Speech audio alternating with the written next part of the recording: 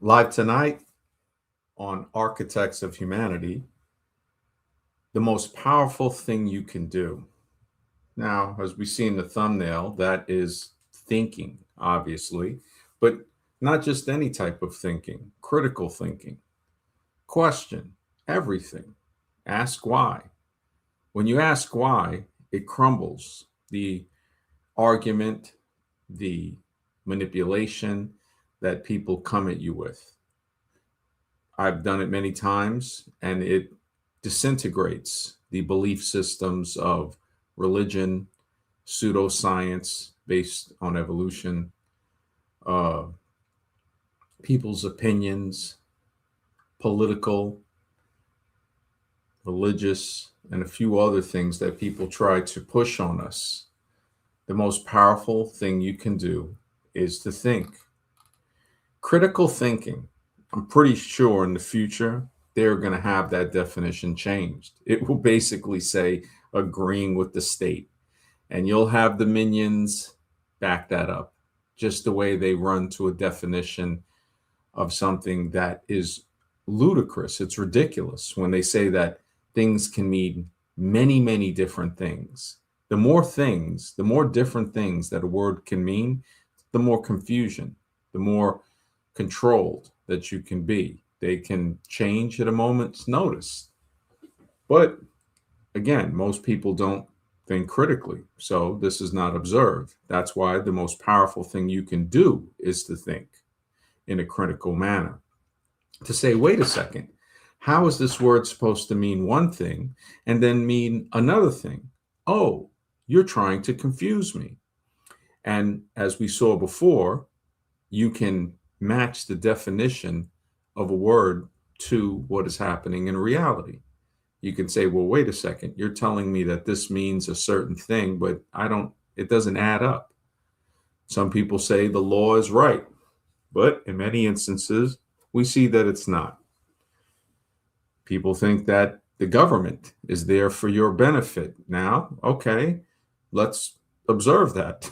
We see that that is definitely not the case. But the scary thing is, frightening, if I may say, is when you look at the other people, the majority of people. If it was a few, it'd be different. But we are the few. Intelligence is always going to be less than ignorance. Ignorance is the theme. Stupidity is the theme in the country. Intelligence is the minority. That's the minority of the world, actually, when you think about it. Intelligence is extremely rare, and it's not a permanent attribute. It can change.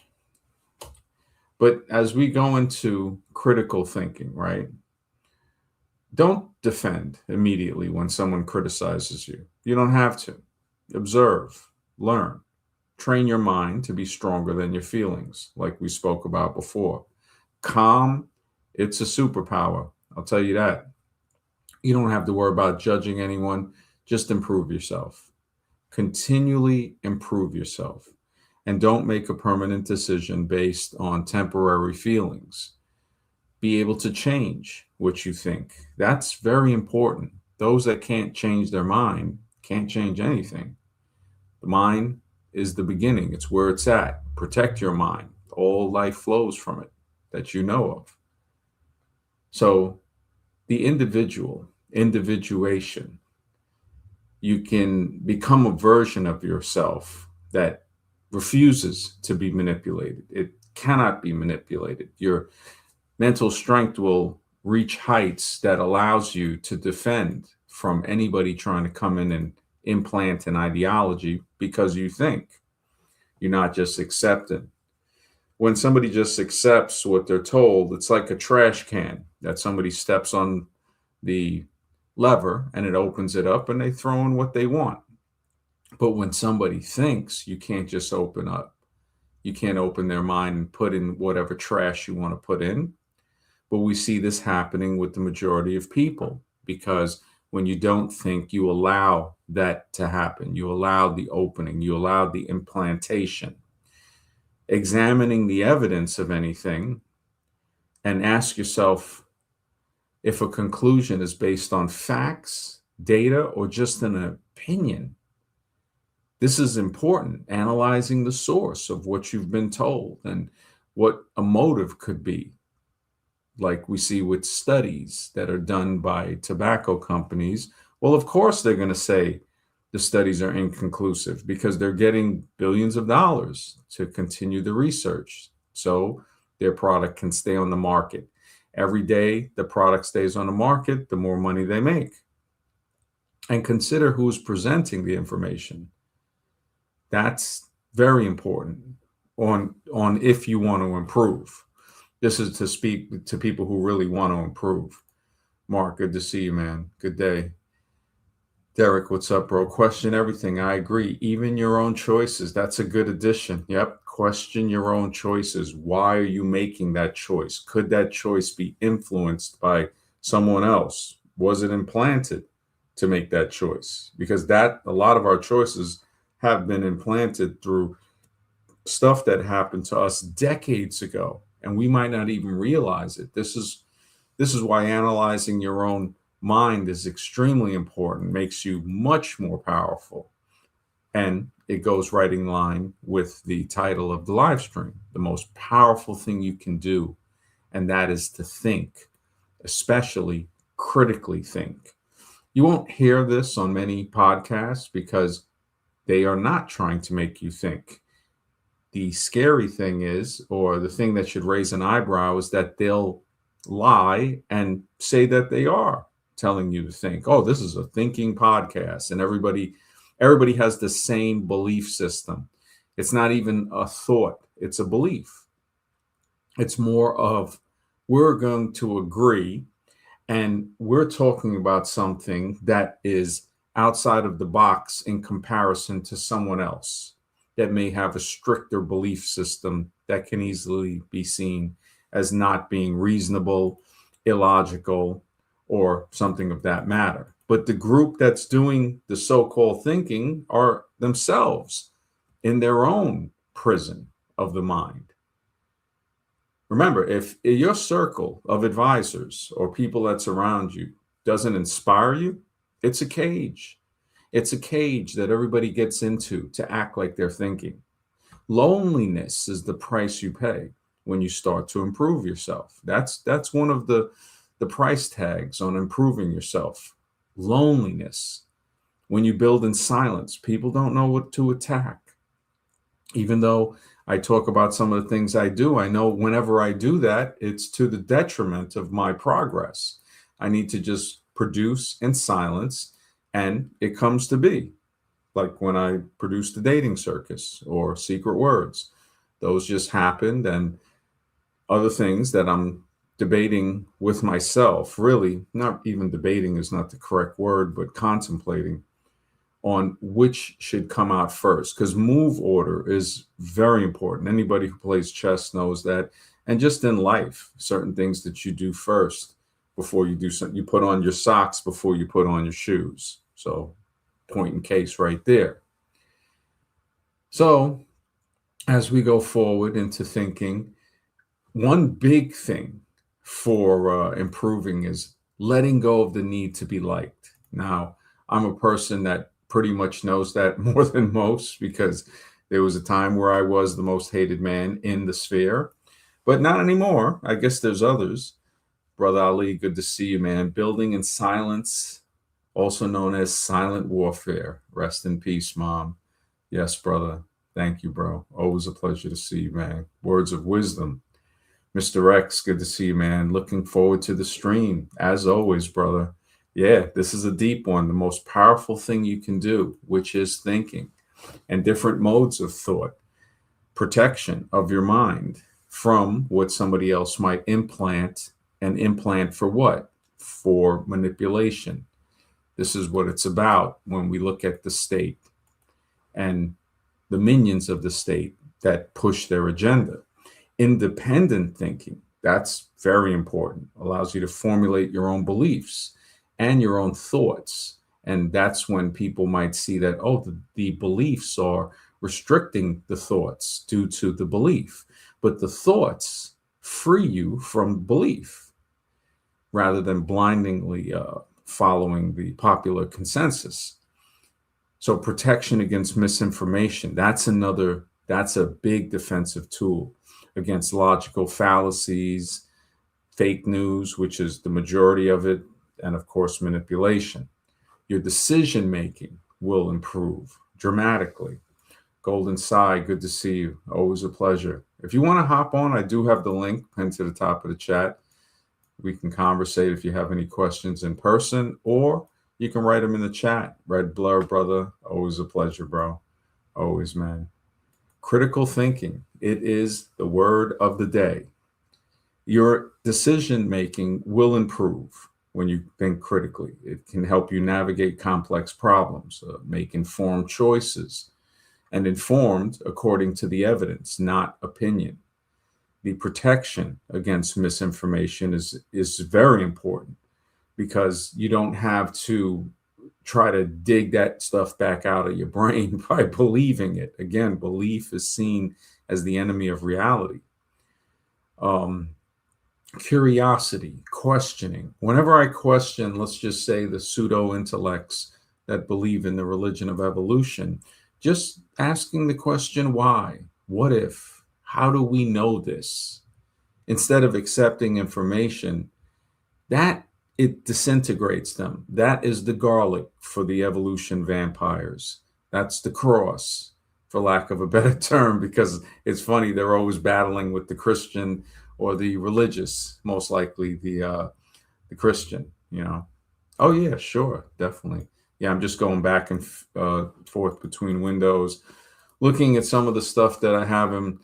I was writing some stuff earlier, and also have quotes and stuff. I was speaking with a friend, and she, I let her know stress. When somebody's under stress, it reveals their character. You put them in a position of power, it reveals their character, their status. These are criticism, very much so, will reveal that. You squeeze, you see what's on the inside. You have to bear things that might not be the happy-go-lucky day.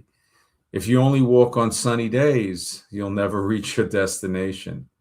You have to go through all of that. Sun alone does not make a plant grow. Darkness, rain, the shade, wind, many things are required. Nutrients. So identifying bias, that would be another one. Actively checking for personal or systemic prejudices that might distort objectivity, which is something Derek brought up very, very wisely, to question everything, but even your own choices. That's a real deep one, man. And this is great because it shows how we help one another. We add into the conversation, which is called building.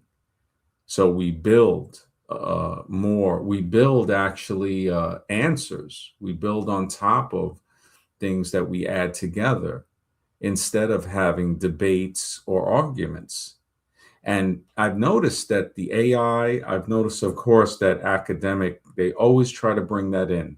People do this as they do it in a way that's automatic almost. They'll say, well, the argument you're presenting, and I'm not presenting an argument. I'm presenting evidence for a conversation. Now it takes the edge off of it. It takes the edge off of what they wanted to do, which is basically like a mental fight, because they're fighting in their own mind. They have cognitive dissonances, which another word for that is a mental conflict within their mind. So that's all they know. I saw a clip from a video of a guy that it was sad. The guy was like maybe 20, and he's telling the other guy, like, what do you want to debate? I'll debate you on anything. And I'm like, wow, look at what people have reduced themselves to. You can't even have a conversation. It's always a debate, an argument. I don't know if people have noticed this, but if you look for it, you'll see it more and more. Modern day debate. This person just destroyed this other person, or this and that. It's like, wow. So conversations are slowly disappearing because stupidity encroaches and nobody realizes that it is. How do you prevent that? Thinking, the most powerful thing you can do. Curiosity, questioning, asking open-ended questions. Remember, don't accept information at face value. Ask why. What if? Why are you showing me some bones and you're telling me these bones change into each other? We can see live creatures that look the same, and we can see that they're not turning into each other. We can examine inner parts, blood systems, immune, bone density, makeup, vision, all type reproductive methods, and see that, wow, these things look alike, but they're totally different. Just the way vodka and water look exactly the same, but they are very different. Different in weight, different in taste, different in effect. So evaluating when people present these so-called arguments, assessing the quality of evidence, the logic, the reasoning. This is important. When somebody tries to bring in the argumentative state of mind, knowing how to evade that is like when you see fighters dancing around and backing up, defending themselves. You don't want to get into that. Mark Twain was right. No matter how hard, there's no amount of evidence that convince an idiot. That's it. It's just not going to work. Recognizing assumptions is a big one. Identifying the unstated beliefs or premises that underlie any given argument that somebody presents. Remember, diffuse the argument by saying, okay, let's look at the evidence, and continue on to having a conversation instead of a debate. That usually has to be kept up a lot because people will switch. They'll fall right back into it. It's like sitting down and slouching. You have to keep sitting straight up, and sooner or later you might find yourself slouching again.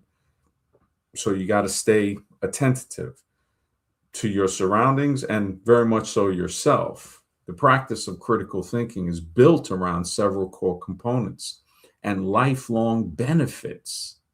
This is the thing: the objective analysis and evaluation of information to form a well-supported analysis. Some people might call it a judgment. And that will let us go forward in the mode of thinking, not belief. It involves actively questioning assumptions, recognizing biases. That's a big one. Biases in ourselves and in others, in what the state is pushing.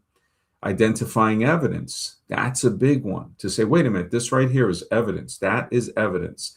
Some people will roll over it. Like Roy Rogers said, most men trip over the truth.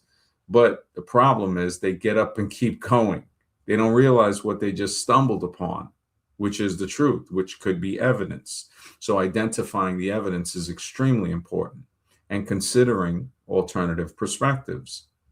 To say, well, I thought that way about something, but now I'm seeing it in a different way. Azroom, good to see you, brother. Always a pleasure, man. Hope you're feeling better. Yeah, man. If you definitely, you're doing, I'm glad to hear you're doing all right when you came on the last time. But as we go deeper into critical thinking, the key components, observation and awareness, that's a big one. To be aware. Say, okay, the most powerful thing I can do is think. Well, what do you mean by that? Well, observing experience and reflection on that experience. To experience something is not enough. Some people say, well, you got to have experience. You must reflect upon that experience. Because some people that have the experiences seem to never learn. And why would that be? Because they are not reflecting upon their experience. They have not used or employed the ability they have to observe their situation in their mind. They can look back into time. The mind is a sort of time machine in a way. When you think about being able to recall certain things when you were younger, that's like going back in time.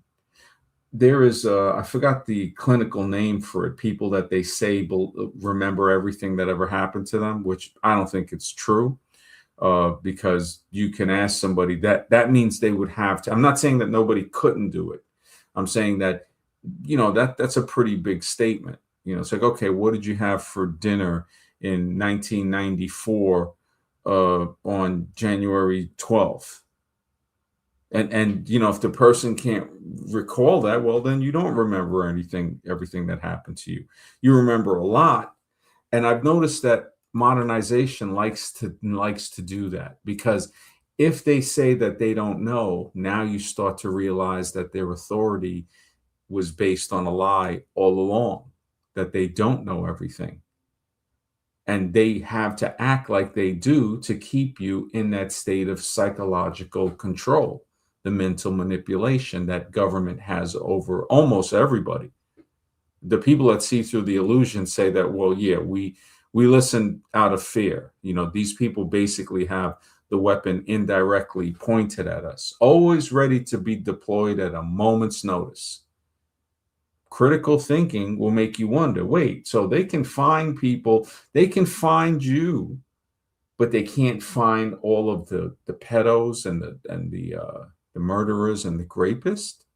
There should be none of that happening. Oh, but if the country was built on that, well, then now it makes sense when we change the parameters of our thought, when we think a little critically, you know? Yeah, it just really makes me think. No pun intended, like the name of the podcast, the most powerful thing you can do. I don't think I've seen this person. David Logan Freeman, what's up? Hey, I know Cy comes on soon. I think this is Cy right here. Is this you, Cy? Hey, how you doing? Pretty good. How's everything going? Going good. Can you hear me okay? Mm-hmm. Yeah, I can hear All right. you. If you hear any background noise, let me know because I have to fix my mic. That's all. Okay. So, how Any you been? Pretty good, pretty good. Good. Just moving along with life, thinking.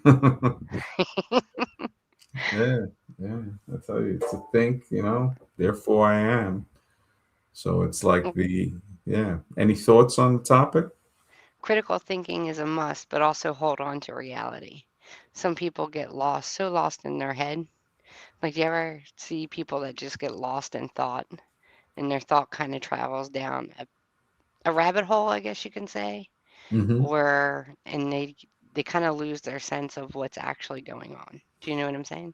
Mm-hmm. Yeah. So I think critical thinking is highly important, but I also think you need to keep hold of reality. Yeah.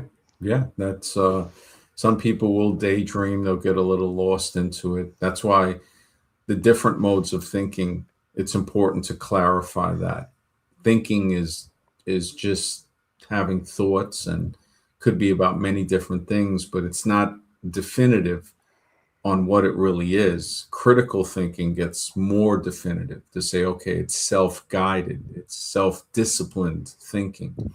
It's not just a random type of thinking, which a lot of people will fall into. It's a little better than belief, but like you said, they can get kind of lost in thought.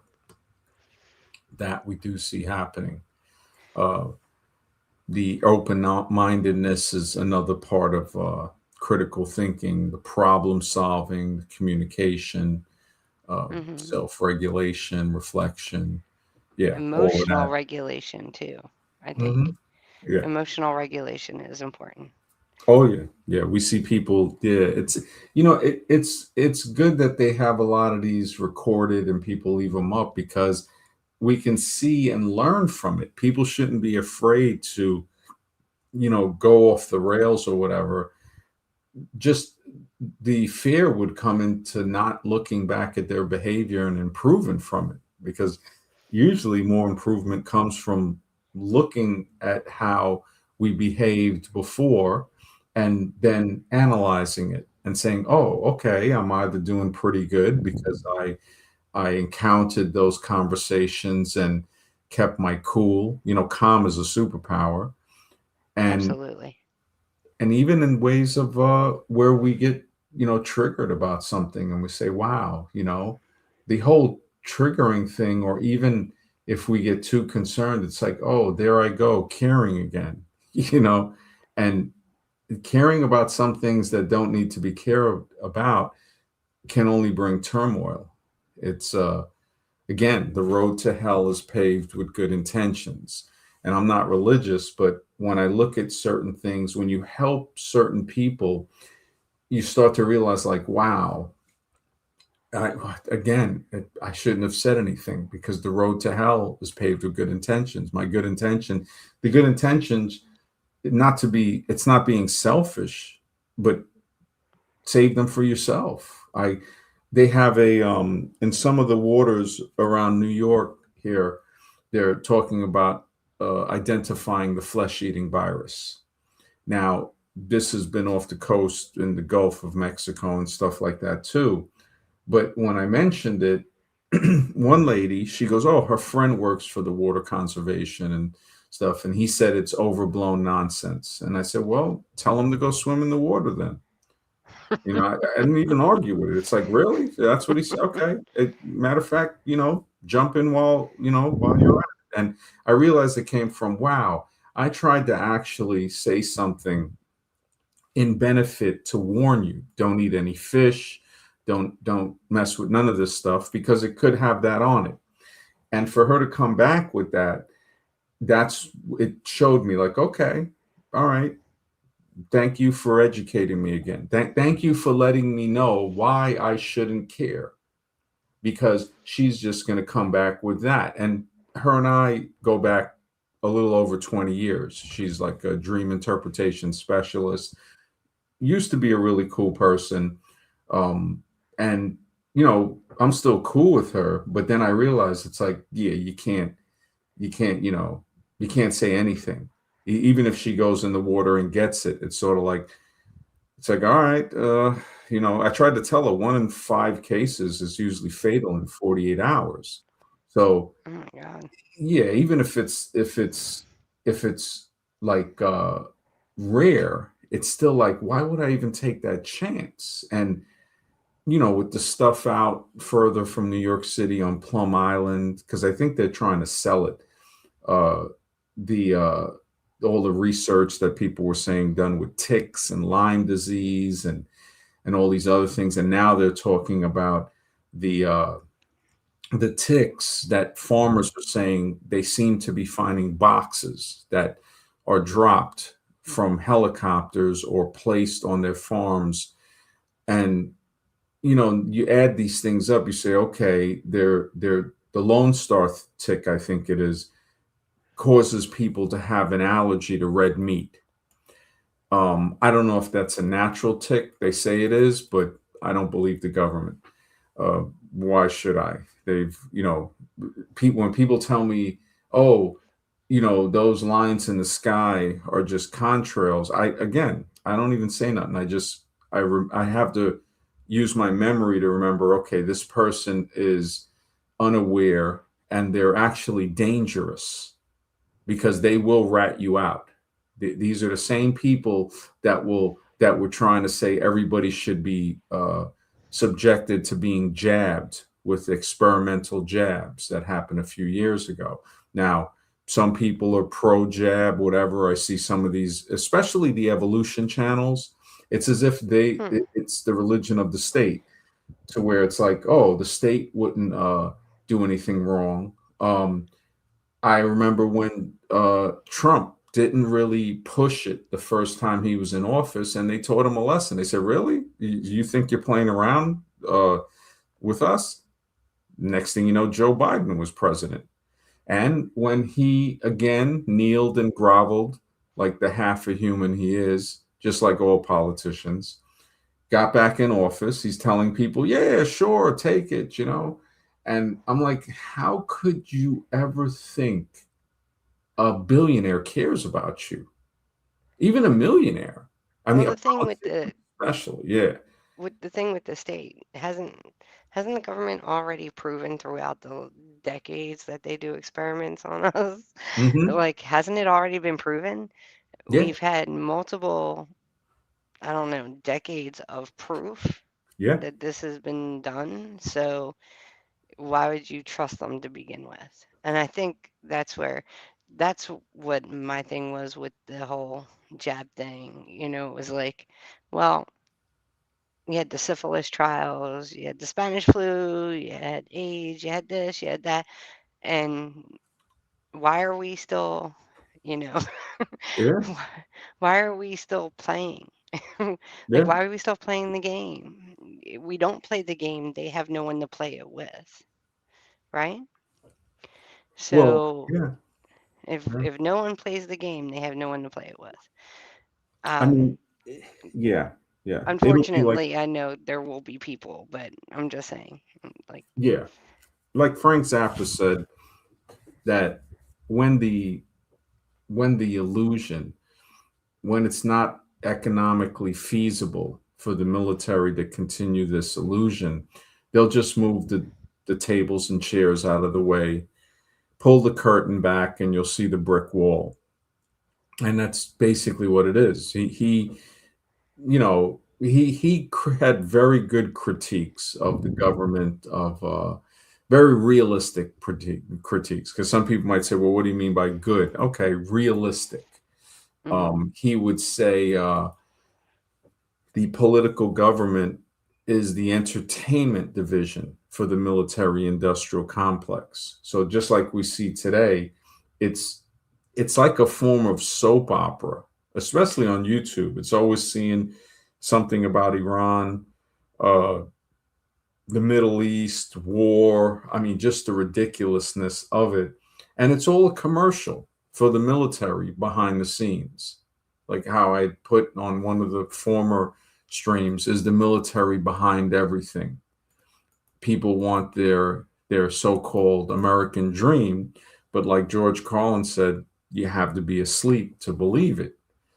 Uh, it eventually, no matter how much that you think the government is trying to help you, the mask will slip, and you'll see the true face of it. But thinking critically, that's the thing. Like how you were saying, decades of stuff proven, even before Tuskegee. There's been many documented experiments, air experiments, bacteria being released from. I just named like more ones that people know more. You know what I'm saying? I know Yeah. there's been decades and decades of it. So why are you going to sit there and be like, they say it's good for me, Hmm. but they've already, and it's about that time. It's been a little bit. Yeah. So it's about that time. It's kind of like they do it and then they wait for the population to sort of kind of forget, and then they do it again. Do you know what I'm Hmm. saying? But there's Yeah. people like myself and like yourself and others that are probably listening that don't forget. We're not forgetting. We're not forgetting this happened and that happened. That's, we remember it and we will question things. Hmm. But that what I think that's what they're hoping for. That okay, they can wait a little bit and they'll, the people will forget. Hmm. Yeah. And if they don't, they'll just influence the ones that do forget, and Right. they multiply. I mean, we see them throughout society. The fact that when people remember too much, the fact that they have celebrities that were pushing it, that were talking about we're the enemy. When I heard Gene Simmons and Don Lemon and Howard Stern and Arnold Screw Your Freedom Schwarzenegger, uh, all of them saying like, oh, so basically, so people that think and don't want this experiment, uh, they're the enemy now. That Geraldo Rivera, the former mayor in New York, De Blasio, I could not believe when he was eating French fries. And the video is still out on YouTube where he's saying, "Oh yeah, you could get some of these French fries, and we also have hamburgers if you just get the jab." And then the Krispy Kreme donuts, dancing nurses, just the fact, like, I'm it- sorry. It's right? so much. Isn't it It's so crazy? much. Yeah, you see the dancing nurses, the whole. the thing with the Colbert Show where he had people coming out in hypodermic needle suits. I was like, this is crazy that people don't see this, and it it more reinforces that we are in a type of scenario that resembles Night of the Living Dead or Invasion of the Body Snatchers, to where you think someone is aware. I've known many people that were aware, oh yeah, this is messed up. And then they say, well, I had to do it because of my employment. And to an extent, I'm like, wow. Now I've saw some memes that were made that were very good, where one guy had a revolver and basically they're putting a bullet in it and they're like, yeah, you want to work here, just spin the chamber, put it to your head, because that's what you're doing when you're taking that, in my opinion, when people are taking the jab. The fact that a lot of doctors have come out, criticized it, and they were silenced in the beginning, that silencing shows me just how much the invisible grip of the military is always there. It's always behind. One guy told me, he goes, you don't think you got an invisible noose around your neck, just stray too far and you'll feel the pull. And I'm like, yeah, yeah, we all, funny enough, there was no world governments like fighting when the jab came out. Right. Everybody was on the same note. Take it. The th- And there was about two or three African countries that the presidents of those countries said no, and they all ended up mysteriously dying within mhm. a month or two. So people had openly refused it. We saw what happened, and we're saying, wow, this is some serious stuff going on here.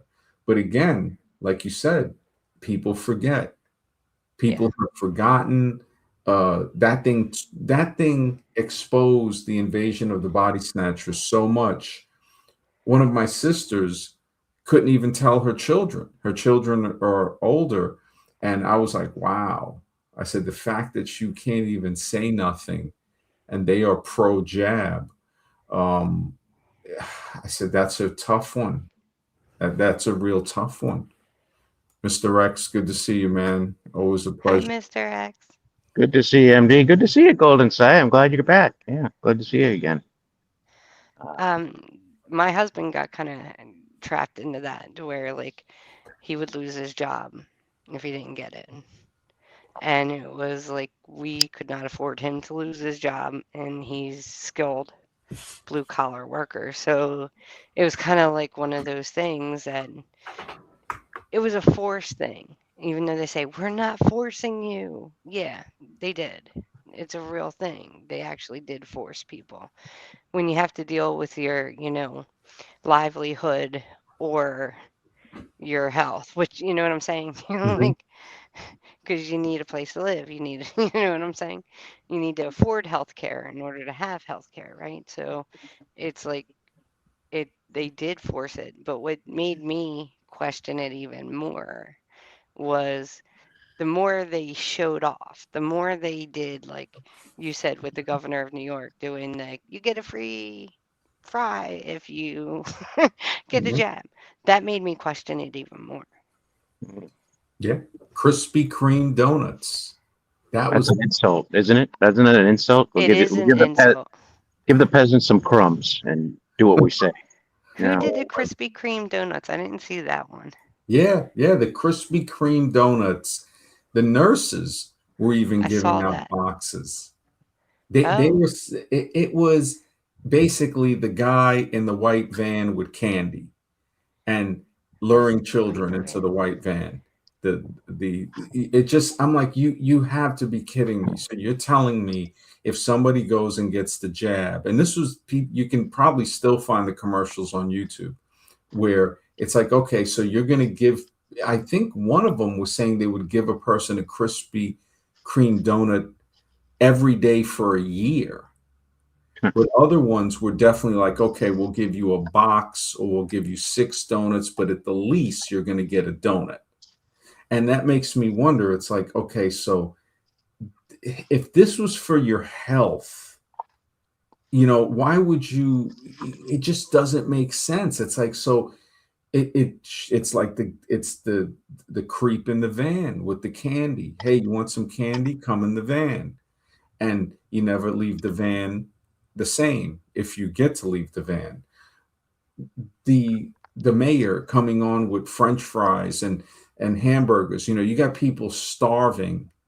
And see, this is where the critical thinking comes in, that people they won't even think and say, yeah, that is predatory, man. That's Timbo, good to see you. He says, never forget, Operation Warp Speed was Toronto Dump's labor of love. So the next time a magacell calls you an anti-jabber, remind them of that. Wow. Wow. Oh, and on the left, a lot of them said it would be okay if your children were taken away because you failed to jab them. Yeah, the left and the right are horrible. Hmm. They Yeah, actually did that in Denmark, where they were taking kids away from their parents because they didn't get the jab there. that's crazy. Like, I knew someone that was actually on the run with his kids so that they wouldn't get the kids. Yeah, But it's crazy. It's ridiculous. I think Hey, too. Why are they giving French fries and donuts out for the jab? Like two of the most unhealthiest yeah. foods. mhm, You know, that should call into question too. yeah. Just saying. No, you're absolutely You right. know what I didn't realize too? Speaking of the left and right, maybe you were aware of this, MD or Golden Side, but I guess the Freemasonry, in Freemasonry, there's a red Freemasonry and there's a blue Freemasonry, and I wasn't aware of the different colors, and that aligns perfectly with Republican and Democrat. And It's like, blood and crip. and blood and crip. I was about to say, yeah, Yeah, it's like Freemasonry is all around us. That seems to be the religion that's yep. in Washington and on our dollar bill and also in our structure, everything, all our structures. I mean, that's definitely worth looking more into it. It'd probably put more of the pieces of the puzzle together. That's for sure. hmm Yeah. No, definitely. The not only are Krispy Kreme and hamburgers and French fries unhealthy food, they're also extremely addictive. Yes. So it's like, I mean, I was addicted to hamburgers and French fries in the 80s and 90s. Nobody And can tell me from McDonald's French fries aren't delicious. Nobody can say yeah, I that. mean, the silly putty and those French fries, they have an addiction to it, The to find out that the oil contains polysiloxane, the same ingredient used in silly putty, is Oh, ridiculous. The fact that there's like 19 ingredients in that, like, it's just like, are you nuts? And I have to be careful to stay within the parameters of YouTube, which I do abide by, because if someone, I remember one time I was listing the Chick-fil-A ingredients, and then they were telling me, oh, you can't monetize that one. And I'm saying, what was said on there? Because it was basically just reading it off from the list that they have. And it's like, wow. So, like, you have to be careful about saying anything overseas by Russia. They had a disclaimer for all content creators. I remember when that kicked off. So I'm like, it's AI is another one. The fact that you can't really show stuff that's too bloody, or certain curse words or certain things, it censors you if you use it to create art in a way that is hard to really see.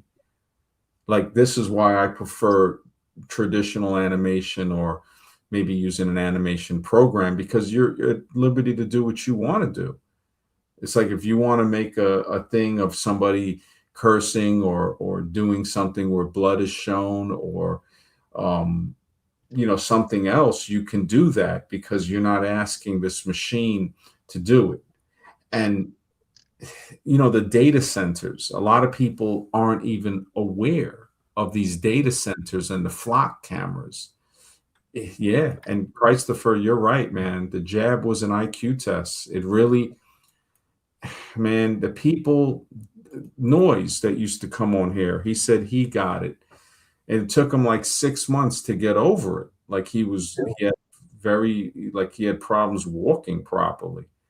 and then finally, I guess it whatever it was that was in it, thank goodness it dissipated, and he's back to, I guess, whatever would be called normal. I haven't spoken to him uh, recently. It's been months, yeah, since he came on the show.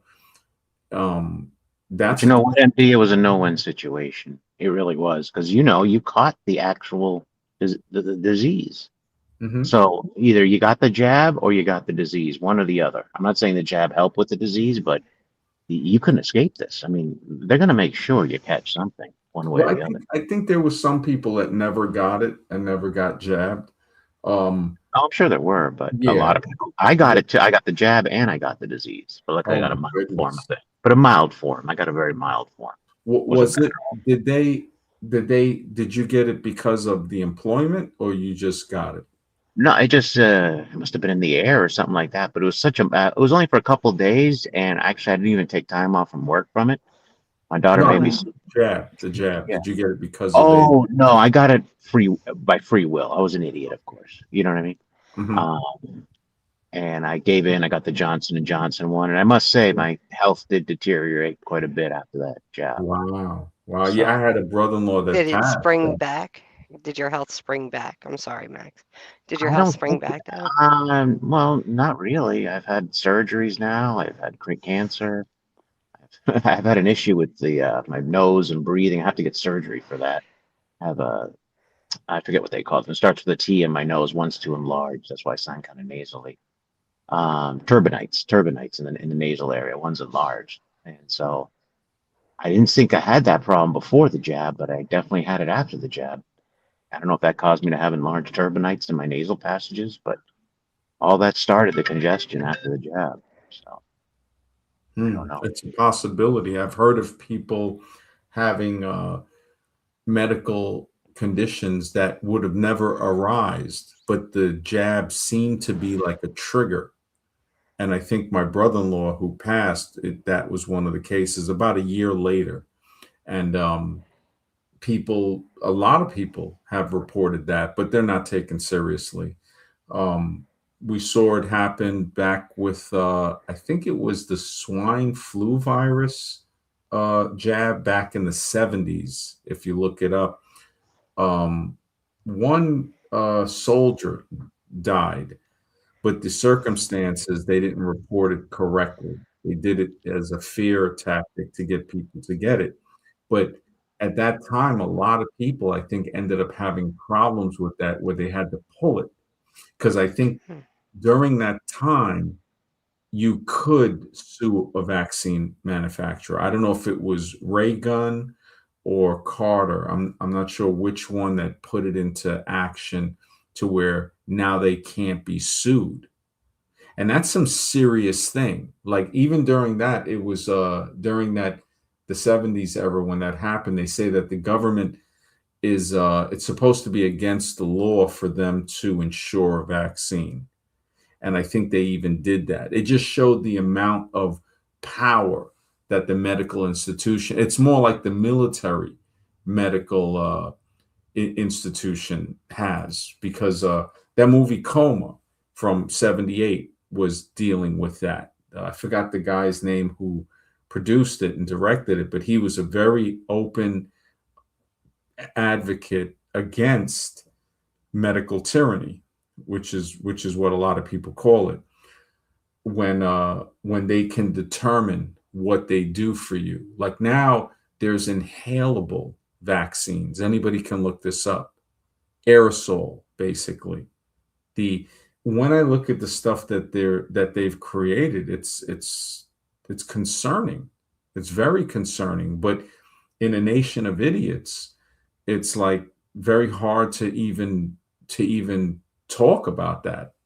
To get people to even think is just almost it's like more than an uphill battle. It's a battle that's never going to be able to be won. It's like you have to leave them.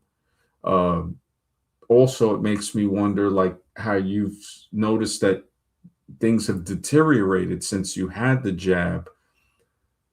It makes you really, it makes you think, man. It's like, man, why? You know why? I've thought of it many times. It's like, why do they even keep certain people alive? Like if the state, it's as if they benefit somehow off of our torture. I don't know if there's a way for them to collect if we give off some type of pheromone or ethereal, spiritual, uh, non corporeal type of um, currency, I guess, for lack of a better word, like just the way they'll use a sheep and get the wool from it and then butcher it to get the meat. Maybe humans, for some reason, this suffering, because when I look at the suffering, I'm saying, why? We clearly see things that can eliminate a lot of suffering, but we don't allow it to be done. And the people just stay passive, very similar to sheep's in a field. Remember, the sheep's always worried about the wolf, but in the end, it's the shepherd that eats them. And we see that comparison in government and population all too well. People are worried about the boogeyman that they're always pointing to, but in the end, it's the government that screws them over, the one that claims to be protecting them. Remember, freedom of speech, just watch what you say. Anybody that's telling you that you have the freedom of speech is the criminal that will impose something to where you can't speak freely. And the nation, when I see people flying the flag, and I'm not saying to burn it or doing anything bad to it, I don't think that's good, to any flag. It's to say, understand what they are. Aaron Daddy Roy said it best. Flags are used to shrink wrap your mind and then as a funeral shroud, as we see for the troops that come back with coffins covered with the flag on it. And this is a serious thing that a lot of people don't want to address because they don't think critically. They don't want to look into complex issues and break them down and into manageable parts that they can consider multiple perspectives, develop maybe innovative solutions, promote lifelong learning. That's something people forget. I think school also puts us into a false sense of realization in thinking that you learned everything you needed to learn in school. No, learning is lifelong. The ability to think critically fosters a mindset of curiosity and continuous learning. But there are things that get us to not want to think, to fall back into fantasy. There was a thing that I saw today where they were having a candlelight ceremony for Taylor Swift songs in New York. And it was $50 or like $51. And I'm saying to myself, this person who is throwing this event has either licensed or somehow is able to, if they didn't license it, it's even better because now they're getting you have so many zombies that are under the spell of Taylor Swift, you can make money off it.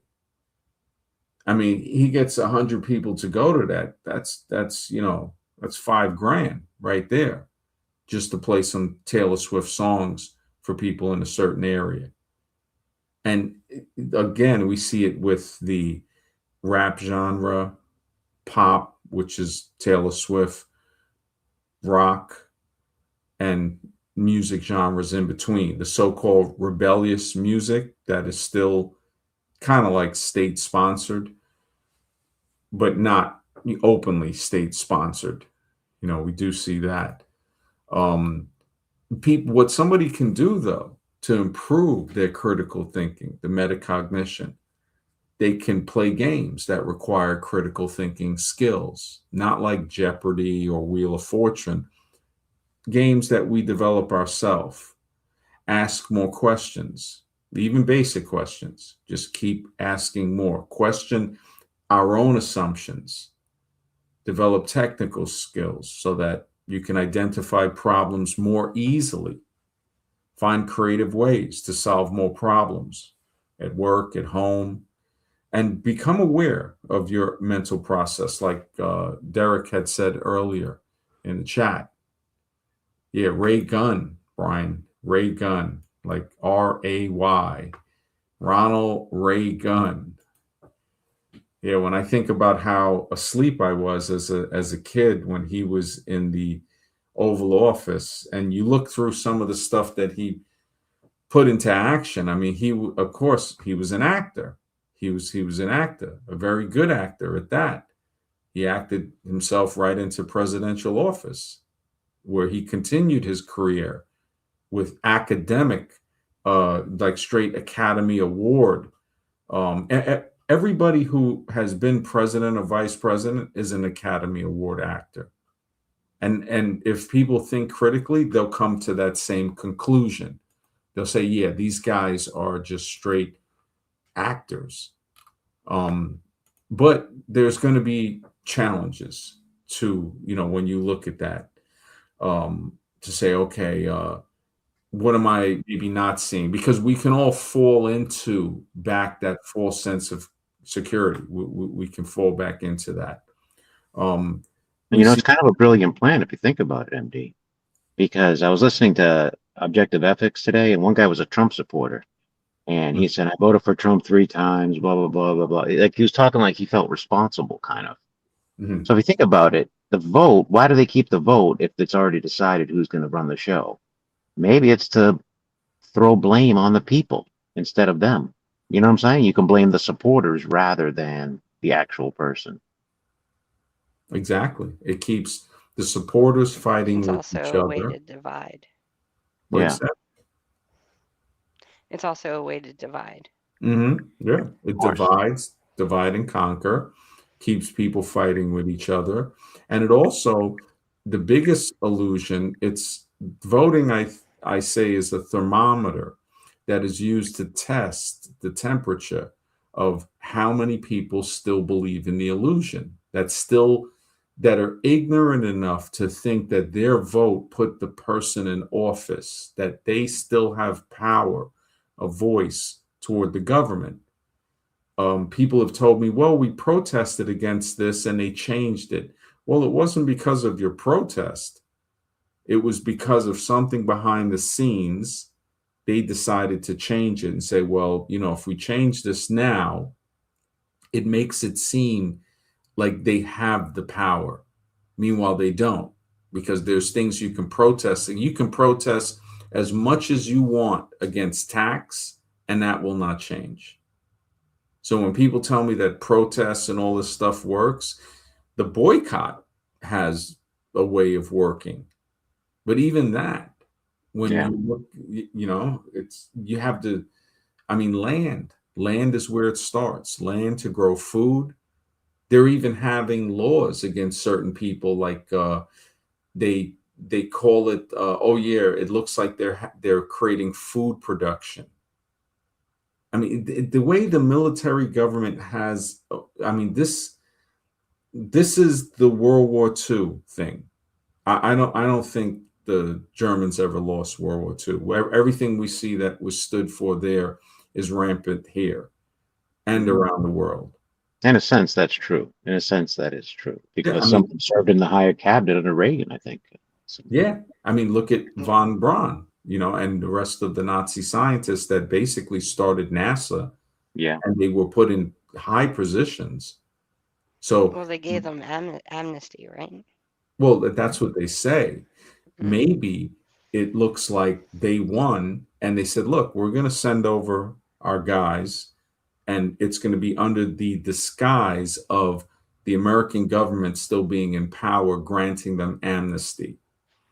And people are going to think that, hey, they won the war. Especially, you had a lot of Americans agreeing with Hitler. And both sides were bad, as far as I'm concerned. I mean, there is no good side. The American Revolutionary War, you got crooks on one side and crooks on the other side. And it's even that, I don't think Alexis had posed some very good questions to that it does not seem that Americans won that war. That was to make American settlers think that, oh, look, we beat the British Army with pitchforks and rakes and a couple of muskets. Meanwhile, Native Americans who were versed in guerrilla warfare for their entire life couldn't beat these guys, and they got rolled over. So the smarter thing to do is to make these people see the natives, you can't make them believe they won because they're like, okay, why are you still poisoning the water? Why are you still here? So they're too real. They have to get rid of them, put them in isolation camps. The Minutemen and the so-called scourge of Europe that they chased across the ocean, because that's what they looked at them as. A lot of people don't see that. They'll still say, well, my ancestors built this country. No, your ancestors were the ones they were trying to exterminate, and they used them as slave labor.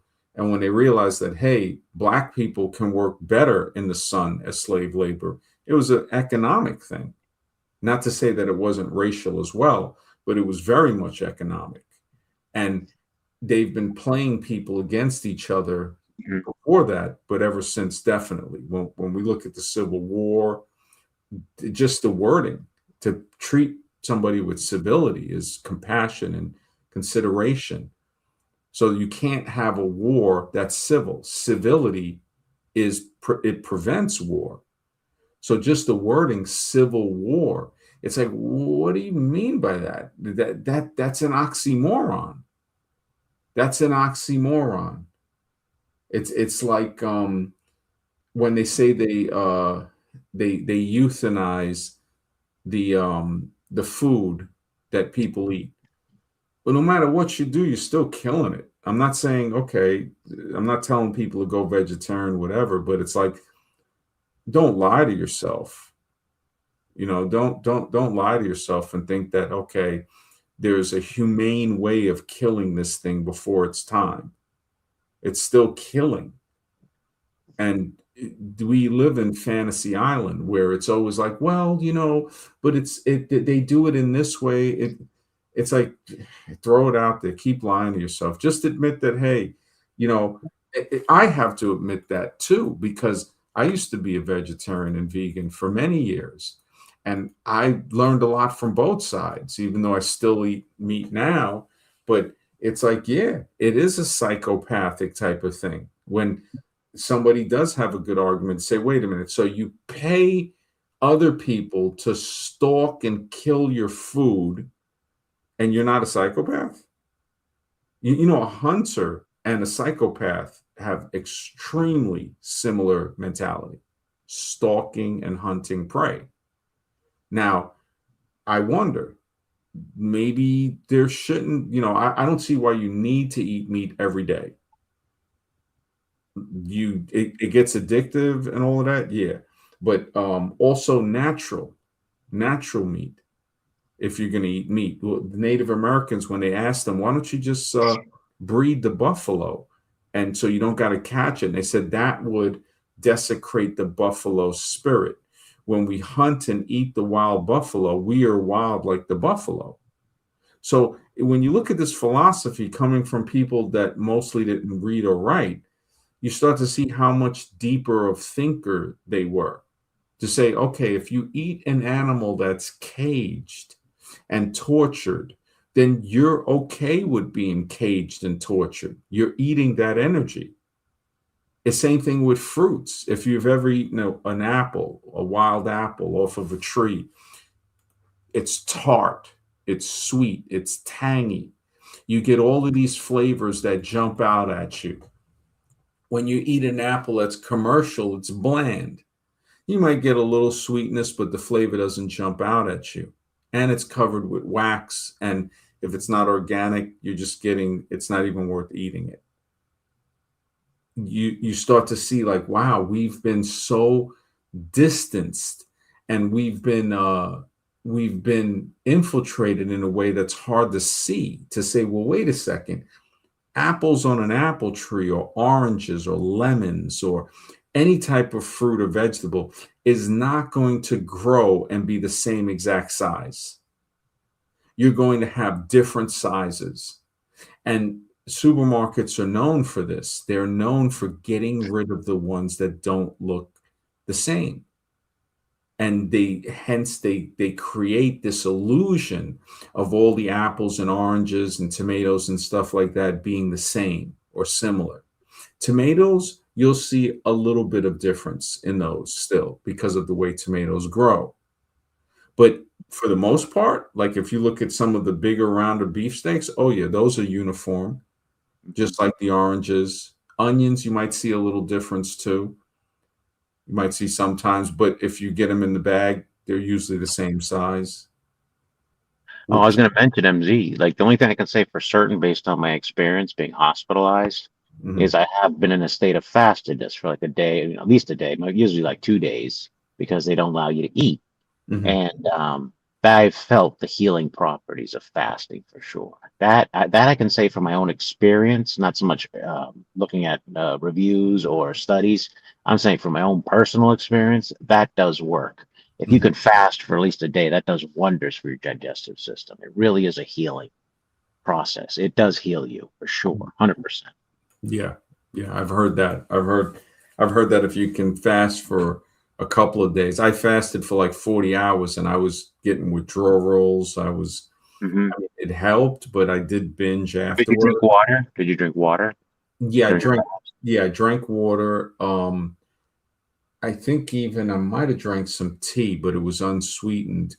fast? And because there's different types of fasts. I've fasted before for 3 days where I only drank juice. My friend who's a medical doctor, he goes, look, he goes, you got to juice the juice yourself through a juicer. And it was apples. So I juiced apples for 3 days, only ate the apple, drank the apple juice with lemon, freshly squeezed, of course. And on the third day, he was telling me you take magnesium citrate, which I got from CVS, and I forgot what type of tea or something. Like you take, I think Why it do you have was. you take magnesium? I'm just curious because I'm not sure exactly what the magnesium citrate was I'm gonna for. look into that then because I have issues digestively or sometimes I just can't eat for a day. Yeah, Honestly. Magnesium helps with muscle cramps. Oh, must. it Oh, could have been that, but then he said you drink that. I think the magnesium citrate with 2 tablespoons of olive oil, and I think it was like a squeezed lemon as well. And then you lay down for half an hour with your right leg pulled up to your chest on your right side. And what this does, he was saying, is allows that olive oil. This was like about 20 years ago when I did it.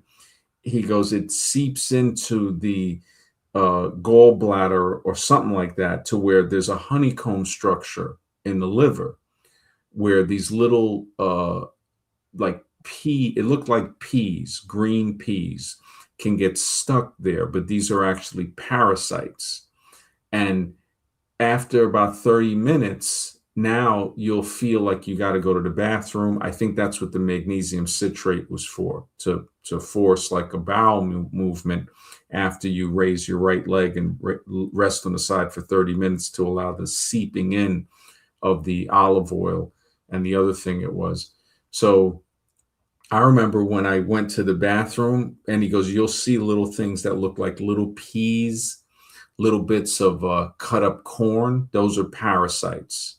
wow. Yeah. And I was shocked. And then my sister, It worked then. It did it work. worked. Yeah, it did work. I did see it come out. And then she read a book by Dr. Hulda Clark, the end of it was either the end of all diseases or the cure to all diseases. And the book was dealing with parasites, saying that 90% or more of our ailments come from that. And there's a Mhm. machine that she shows how to build in there. It's like a basic electronic thing. You get your parts from like a radio store.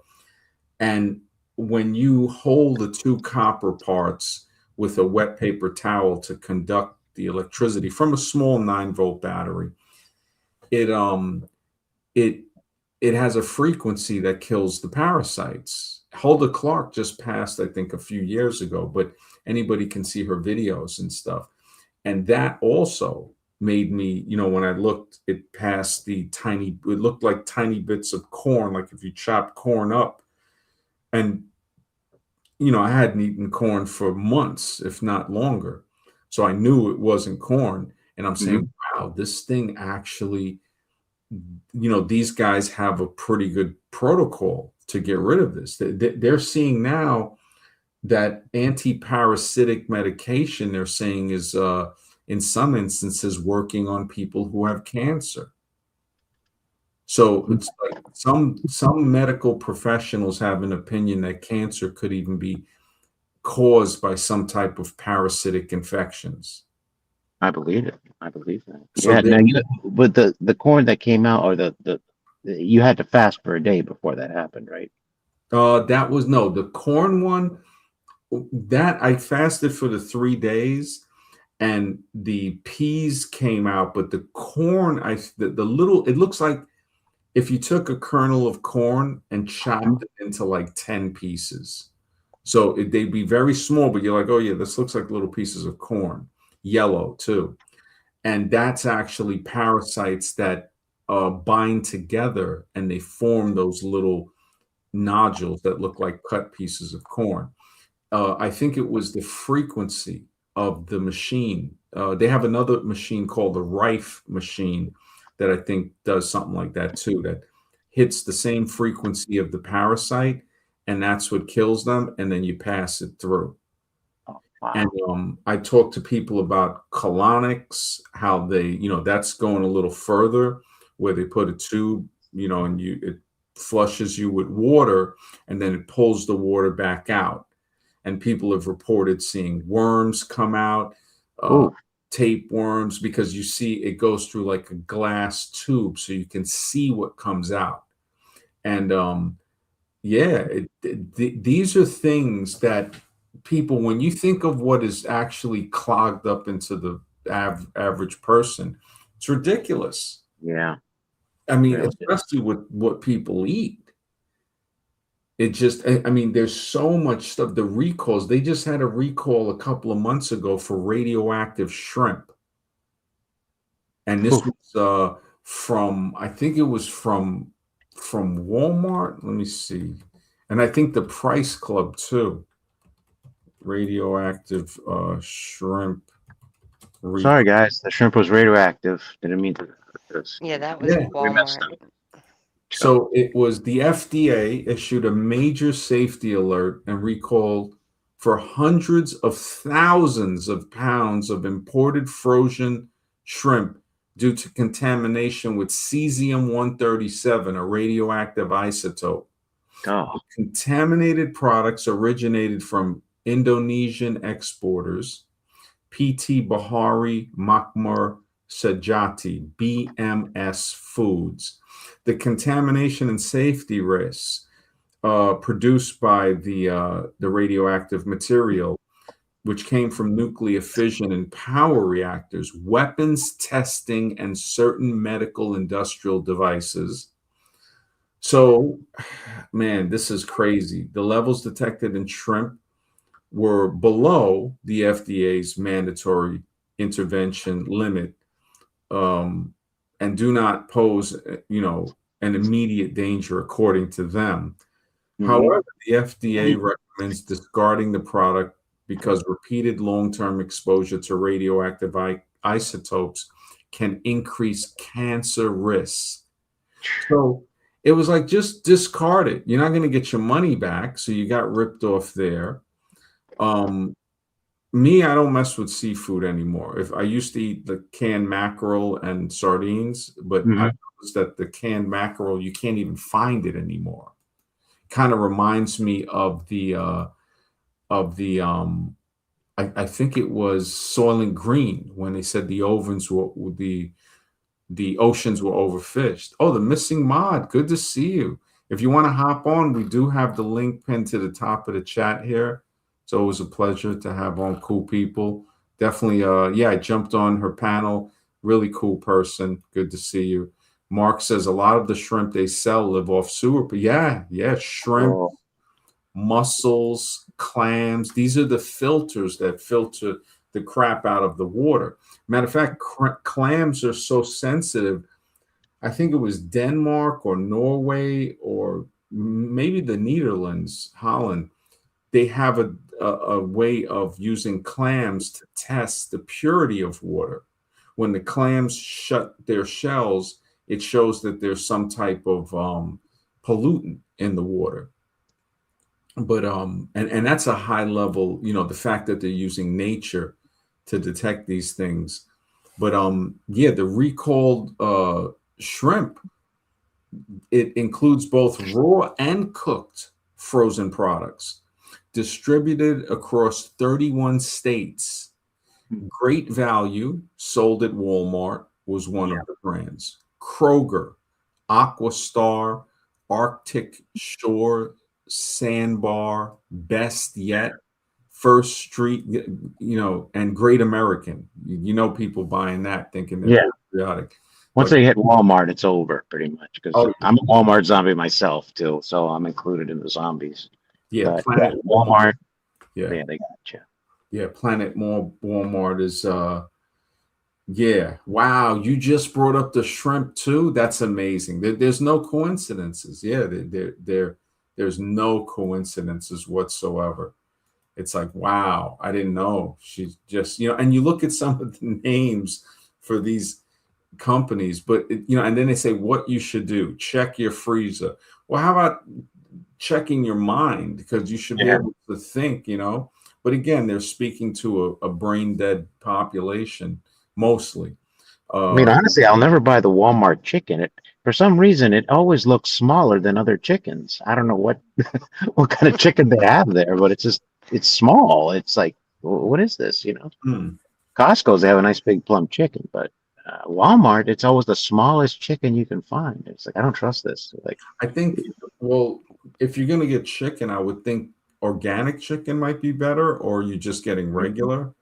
well, I go to I have a Costco membership, and their chicken's pretty good. But it's just I'm just saying in general, the Walmart chicken is always so tiny.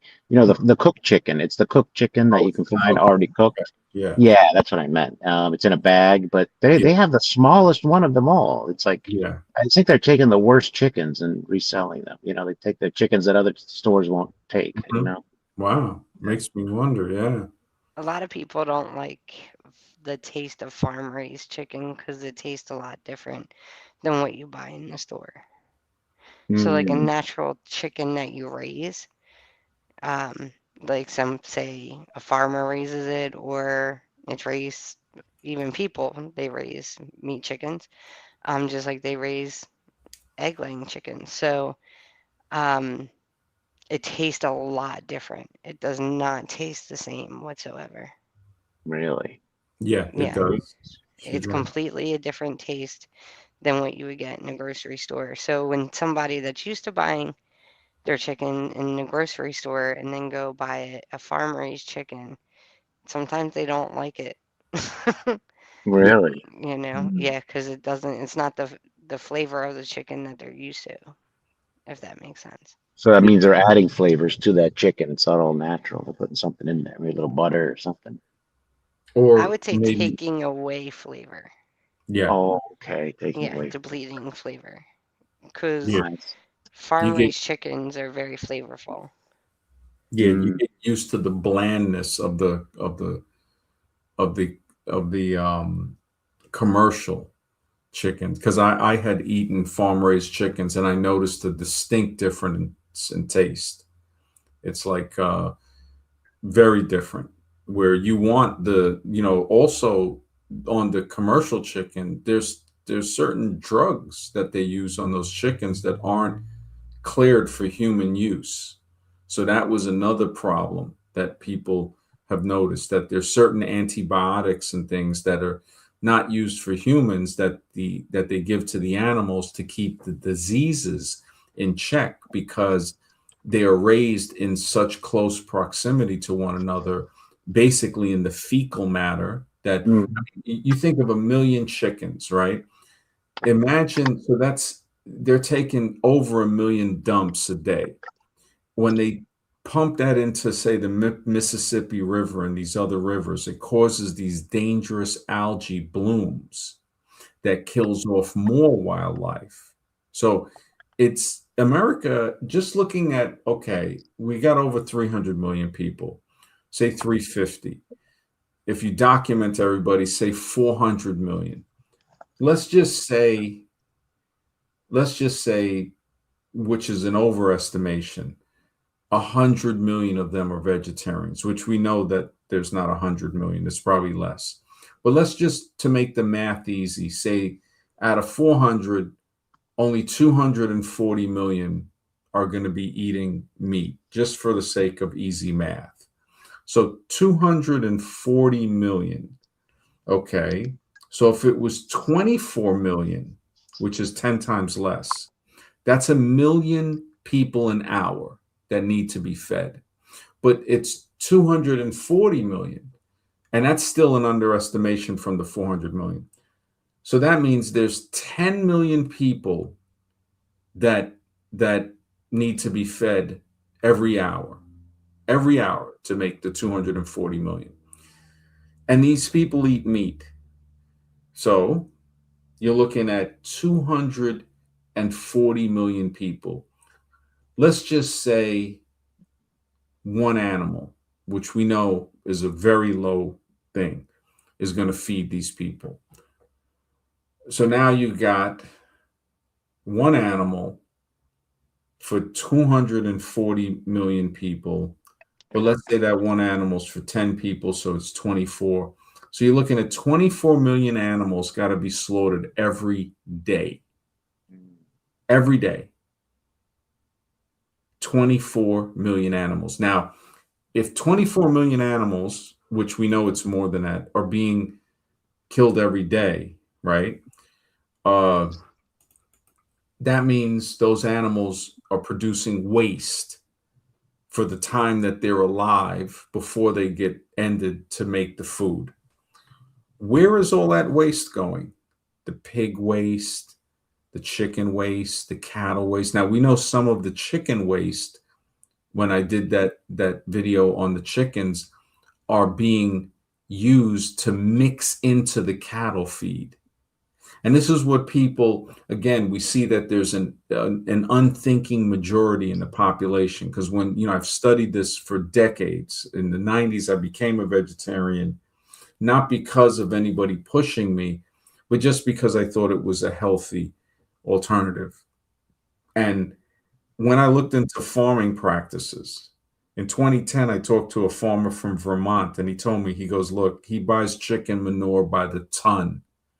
And he goes, he mixes it in with the grain and the hay and feeds it to the cattle. Mm.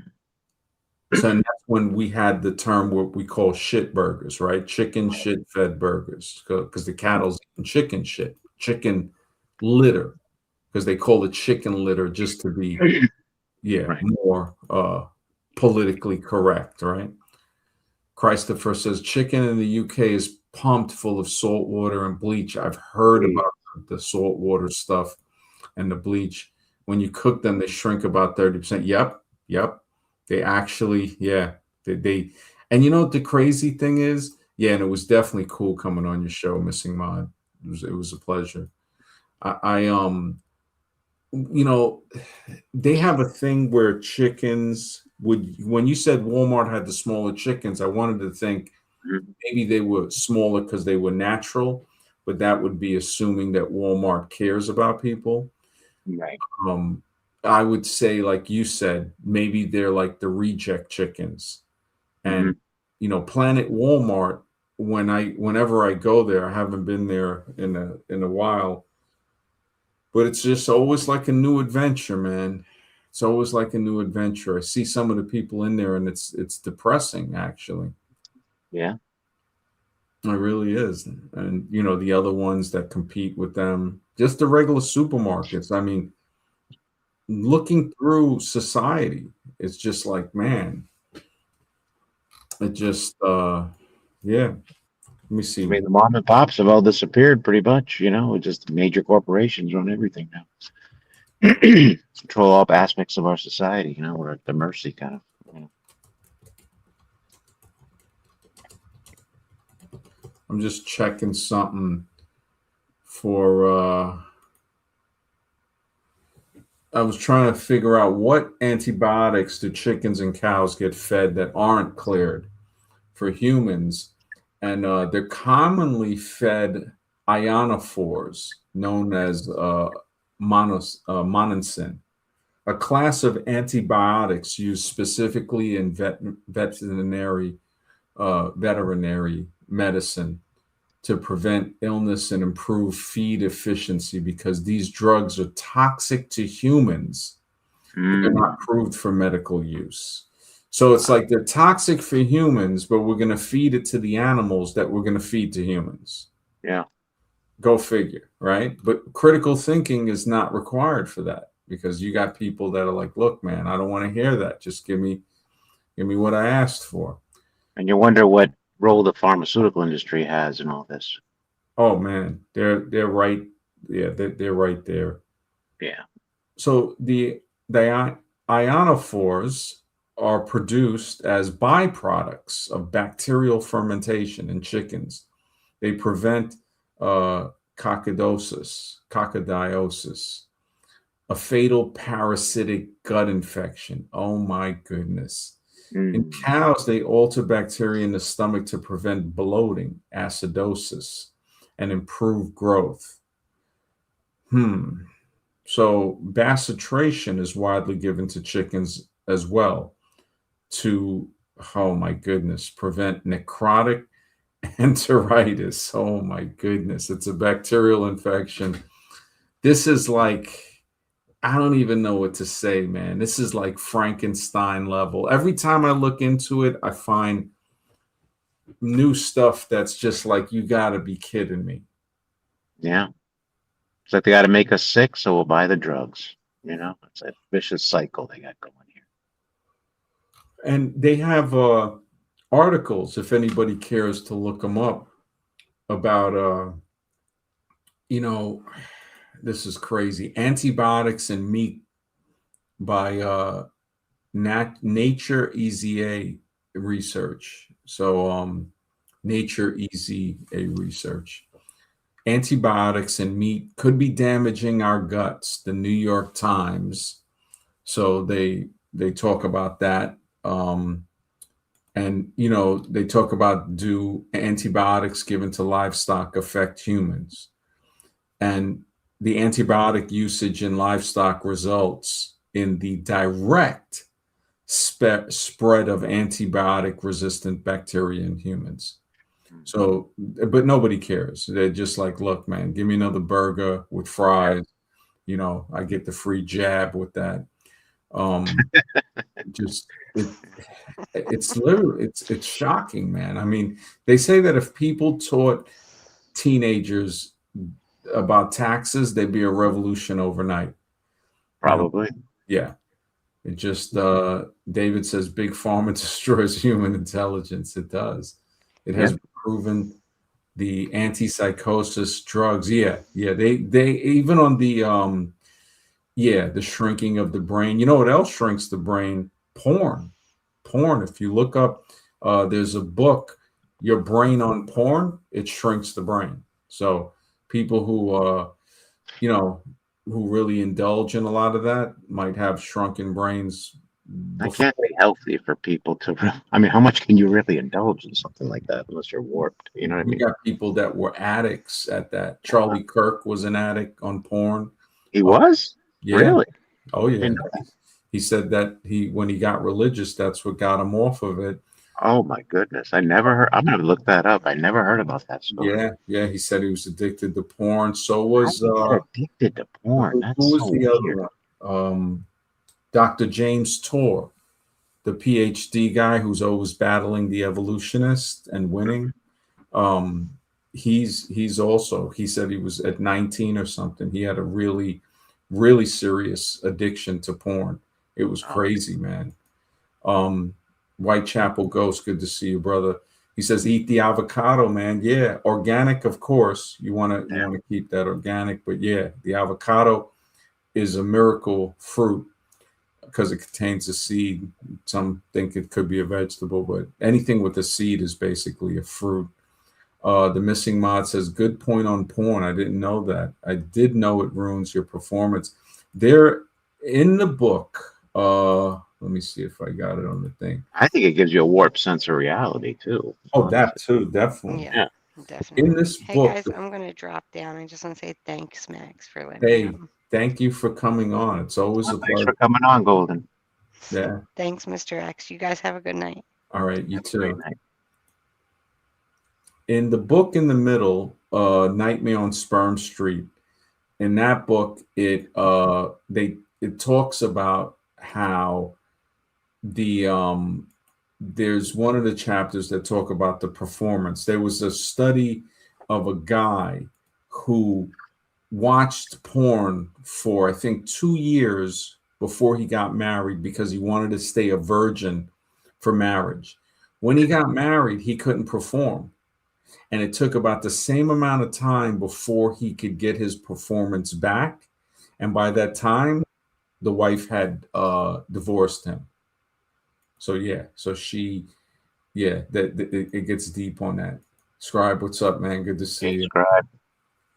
What's going on, guys? Hanging in there. Yeah, hanging, man. Just So this one, I'm interested. Powerful topic, man. The most powerful thing you can do. So, you guys already talk about that, or no, What? no, we're get still into it? talking about it. Yeah, the critical thinking, right? Or maybe there's something else. No, there's. I mean, honestly, there's only really one thing I see is, if you want to go the most powerful OG thing would be obviously to do a selfless act or something that you show. You set the example. You say, you see how these other people are doing it, and then you show the example, and then a lot of times you're going to be ridiculed, and people are going to come after you for doing that. So I think that's probably the most, as far as affecting, the system or whatever it is. At least there's a mark there now in history. Some people are going to remember this, even though it's not in the history books per se, kind of like Tesla, where he's out of the history books, but he's still kind of there. You'll be known if you do something. Mm-hmm. Hmm. Yeah, yeah, man. That's yeah. There's a lot of different ways to the most powerful thing you can do. I think it does start with the thinking. Mm-hmm. Um, yeah, and then we go forward. I was just checking something on the, because with the waste, we were talking about the animals and stuff, and again, into just thinking about where the food, the waste, in the Mississippi River, it's illegal to dump raw chicken waste in there, the waste, the carcasses. But, what's legal and what people do are two different things, especially these companies. But the byproducts from the poultry and these industrial slaughterhouses frequently find their way into the water of that river, Mm-hmm. slaughterhouse wastewater. You think about that. It's like, wow, the And you plant. know what else we're not addressing too? I'm sorry, MJ. No, I just want to say the effect on our hormones too. That has a major role in our overall health and mental health too, Yeah, with yeah, these foods that we're eating. Because it's girls that reach puberty a lot sooner nowadays. It's yeah, all because of the foods. yeah. That and a lot of other things too. The hops. There was a study in girls that worked in the hops field in Germany and Austria Hmm. would have their period a year earlier, Yeah. and they were noticing this trend of the hops because of the estrogen. So the Yep. massive amount from the beer, which they make beer from the hops. Imagine what that's doing to guys drinking the beer. That's right. It's probably giving them estrogen and making them less manly and more feminine and docile, and you add all and obesity too, because that's taken off like crazy. So it's yeah, yeah, and you see the state that we're in. That's why this whole idea of the pod, our AI taking over, and we're all going to be stuck in a pod. Yeah, it's going to happen. It's going to happen because most people really can't enjoy their lives anyhow. They've been all their hormones have been messed with. They've been drugged up, by all the foods they ate, and they're sick. And Mhm. yeah, what Yeah, can you do? yeah. No, Not healthy to begin with, and that's not even adding in the pesticides that are being sprayed, Yeah. the atrazine, turning the frogs, Mhm. uh, fish becoming egg bound, birds, male birds producing egg sacs. Mhm. And people wonder why the younger generation is very confused as Yes. far as their sexual orientation and stuff like that. In my opinion, so some people might the fact that people are looking at that and they're getting offended, like it has come to a point to where it's like, wait a second. So, like I said before, with the changing of definitions, right? Mhm. When people ask me and they'll say, well, so, I've heard people not be able, people in the Supreme Court couldn't answer it. It was just horrible when somebody says, what is a woman? And I'm like, well, your mother, and if they take it, however they want to take it, it's fine with me. But Yeah, but that's she's a woman. not, She- it's like they want a basic, uncut answer. And Mhm. yeah, somebody might say, well, it's like, look, you asked me a question, I gave you the answer. And that is the answer. But Everybody's you know mother. what? They're getting more feminine because it's the way you said it probably that bothered them. You know what I mean? They're Yeah, getting more feminine. That's a feminine trait. Not yeah, what you said, but how you say it. yeah. You know? And it's good. I mean, they need to the it's not even society, it's a soy boy society. The soy Mhm. society that we live in is just masculinity has always been kind of outlawed. Yeah, the frogs, yeah, man. The frogs Yeah. are just, yeah, it's sad. Oh, Atrazine, people underestimate how powerful hormones are. They really do. A lot of people are uneducated about mental illness and just the role hormones play. I just know because it's affected me personally, and I mhm, got educated about it. Otherwise, I probably would have been a zombie too. But I know how important it is. It really, you mess with our hormones. It's like me and Scribe. We had a discussion when I think you went off. And I was telling them about how I have no testosterone anymore, and they just didn't understand how it worked. And I said, well, basically, imagine post-nut clarity, but living like that 24/7. That's basically how it is, if you want to know how it is. So all I'm saying is hormones play an incredible role in our lives. mhm. They're messed with in any way, shape, or form, they will change us completely. Yeah, yeah. It's crazy, and it's being dumped into the environment. Hmm. The birth control pill was dropped in 1960. Now it's open that sperm count, the rates in men are 50% reduced. There you go. That's 50, science. yeah. And it was reducing by like 10% a year. And it was 60% reduced. No, like 60% out of 100 was remaining. Now it's 50-50. It might even be a little lower. Sure. And then one guy, he goes, you know how hard you got to abuse a mammal to where it doesn't want to breed? Hmm. Now, we see that in the younger generation. Some of us, we never wanted to have kids anyway. Um, there are, things I think could just be in a way pre-written to say some people just, this is the life they're going to live. Hmm. Uh, Well, I'm living proof that you could take away the sex drive. I'm living proof. yeah, It's, yeah. you know, No, no, you definitely, and yeah, Missing Mod's right. A lot of guys don't get laid. Women like masculine men. It's just a fact. Mhm. That's what it is. And you'll have a few guys that still stay masculine, and we get women. And then when you see the majority, that usually I've noticed they'll get women afterwards, if they even get that. Because Yeah. I see certain couples and I'm like, man, this guy is like a mangina or something, just following her and just, and I'm just like, hey, you know what? I'm not putting up with that. I'm not being led like a bull with a bull ring, No, I'd rather be single than go through something like that. And just, we can have Hmm. a sexual relationship. We just don't have to, it's like I'm not letting that happen to me. And usually when I do see women and men in these relationships, it's soy-society. It's straight Yeah. soy boy society.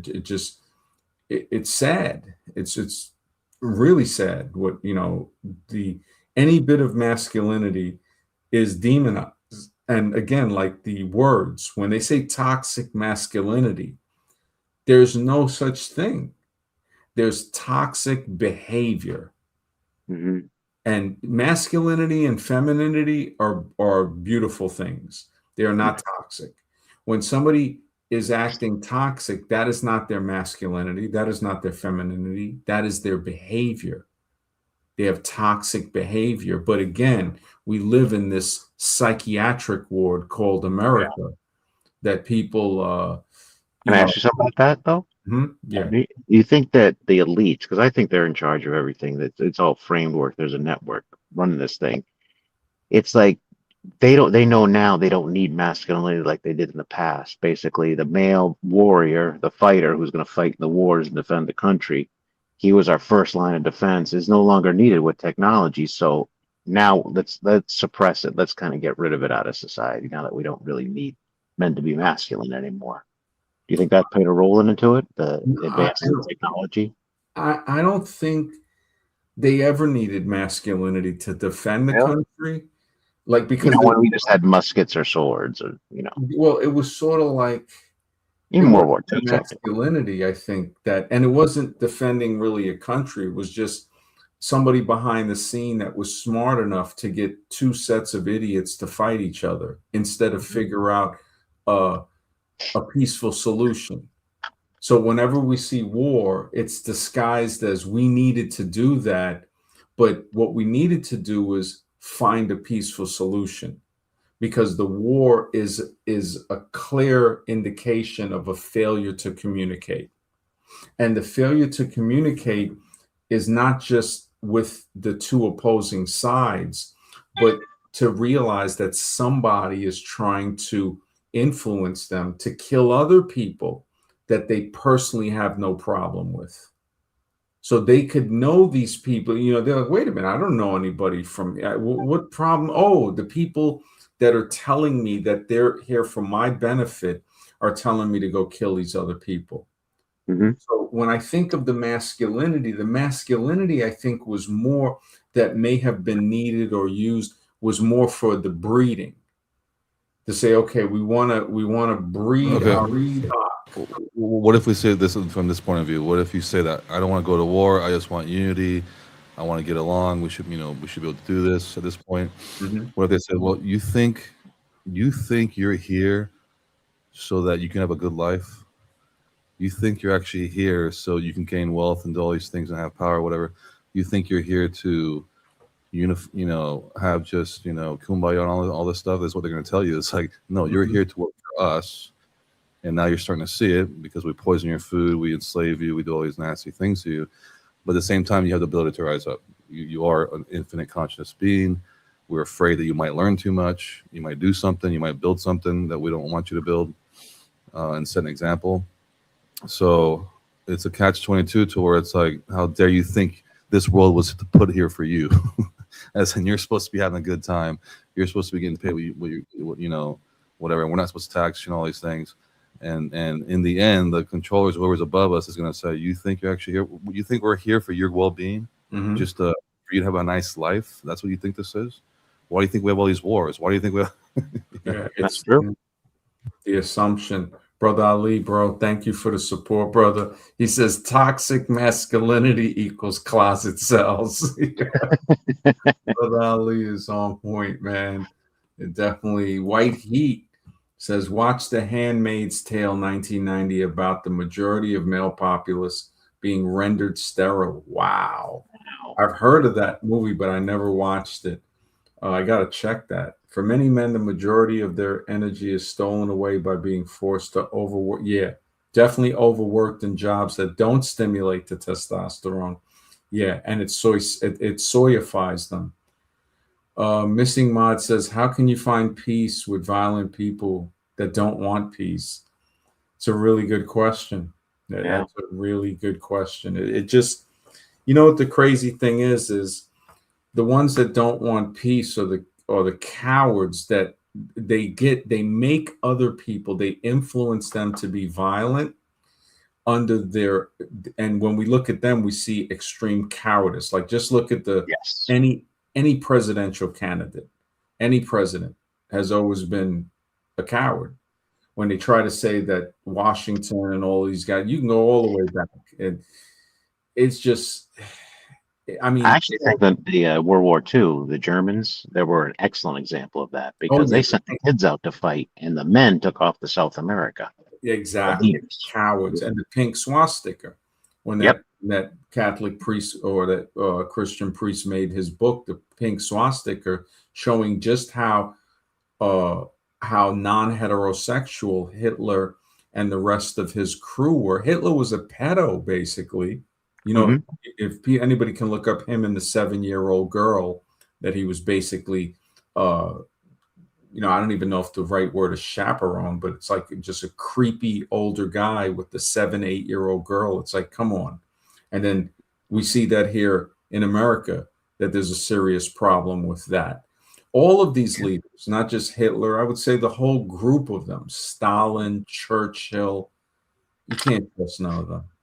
But you know what? They were a shining example of when you let the scum of the earth take power. You know, the sick people, the degenerates and everything like that, and you let them take power.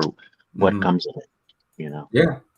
I mean, I hear what Missing Mod is saying about the Bin Laden, but I'm not even sure. It's like, what gets me is they try to act like somebody's a threat, and it's not saying that that person maybe wasn't, but when you find out that that person was trained by us, like Scribe knows a lot about this, where Bin Laden, and I think what were the other ones? Hussein, Noriega, all of them trained at Fort Benning, Gaddafi. Mhm. Gaddafi, trained at what they used to call the School of the Americas in Fort Benning, Georgia, which is, I don't know if it's still there, but when I was in the military, they called it the School of Assassins. And Mhm. then when these guys don't go along, with the agenda, they criminalize them, they demonize them. I don't think that's the case. If you name off every single one of these people, it's literally 100%.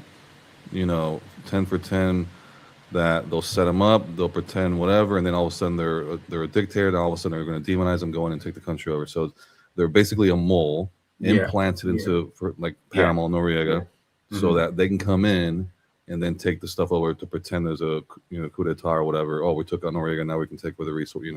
So Right. that's exactly what that was. The economic hitman guy, John Perkins explained that real well. He spoke to, some of these guys in doing those deals. So Mhm. he knew what the MO was. It's like, look, in this pocket I got $1 billion. In this pocket over here I got a gun. Which one? Yeah. It's basically that's how he introduces the whole thing. I'm like, dude. No, it's just like, I definitely Makes hear you. sense. Makes sense. Missing Mod says they want the U.S. to train them. We are lethal and badass.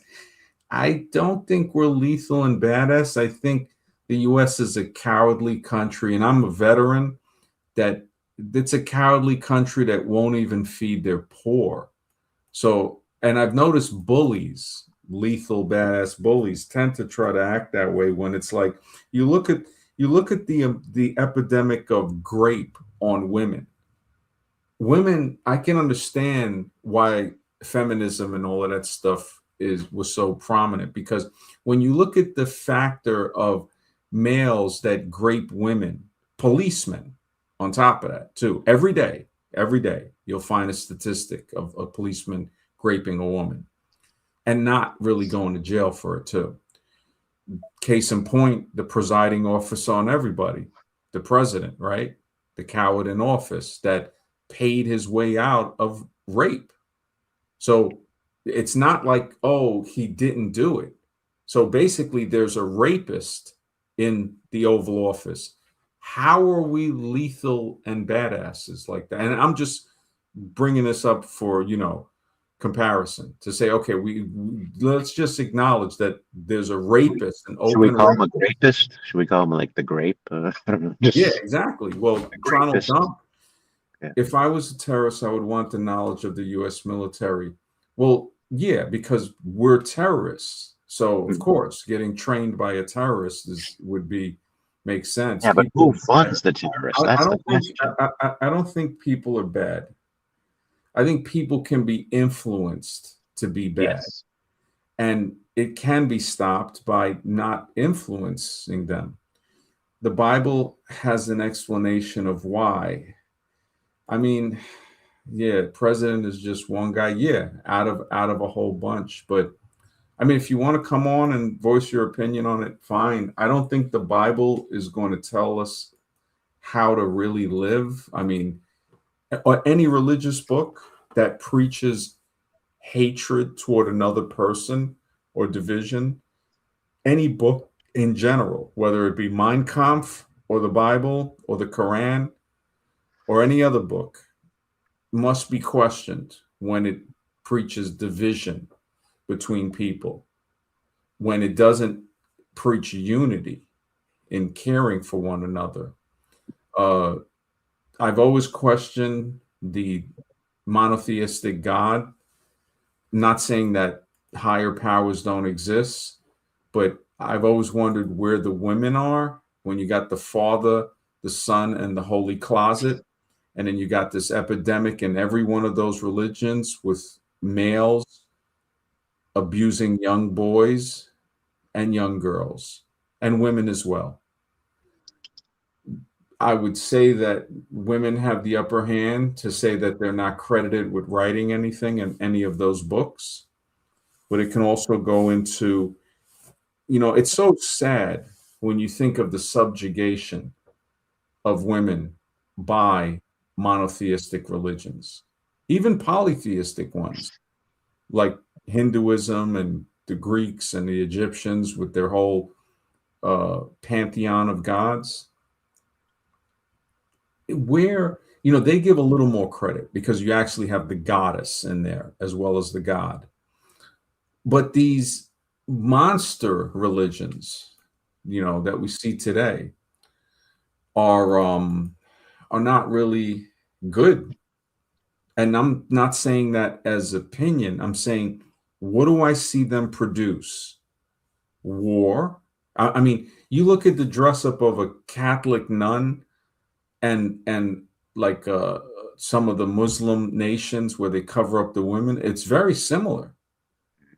It covers the whole head. The only difference is some Muslim countries will just go straight ninja and cover up you only see the eyes, But the Catholic nuns, I mean, it's cover all the neck, like it's all the way up to the chin. You see the cheeks, just sticking out of this covering that covers everything but the face, basically. And you wonder, it's like, now there's a scientific explanation. Women exude pheromones from their hair that attract men. Mm-hmm. But when you look at that, you say, so you're telling me the civilized thing to do is cover up the women? Well, here's the problem: is that they're using biblical content to sway away from logic. So, like China, if you don't really have a god to pray to, or whatever, you can be logically spoken to. You can be logically reasoned with. Versus if your god is Muhammad, or your god is whatever, or an infidel, whatever, because you're Christian, whatever. Now you're automatically, it's over because the religion has overtaken your consciousness and your logical mind. So these wars are perpetrated using the religious side that go back who knows how long, or they pretend it does, to say this is the real war that's going on. We cannot logically speak to you. You cannot logically pay us back because Muhammad or whatever, whoever's saying that you guys are infidels, whatever, to the death, whatever, jihad and all that. So the religious side is what removes the logical part. And as long as there's a religious war going, these are the main wars that go on. And China's just chilling. They're not sitting there trying to root for Buddha or Confucius or whatever. Mm-hmm. They don't care about that. They're just like, look, man, just do you guys go worship your thing. We're just over here trying to make some money. But it's hilarious that all these things are, and especially unfortunately the Jewish thing and all these things are super super heavily followed through the whole religious thing. and anything outside of that is simply not recognized. Uh, and we're going to fight these Palestinians till the end of time, whatever. I don't care if they bow down to us. I don't care if they say or so, whatever.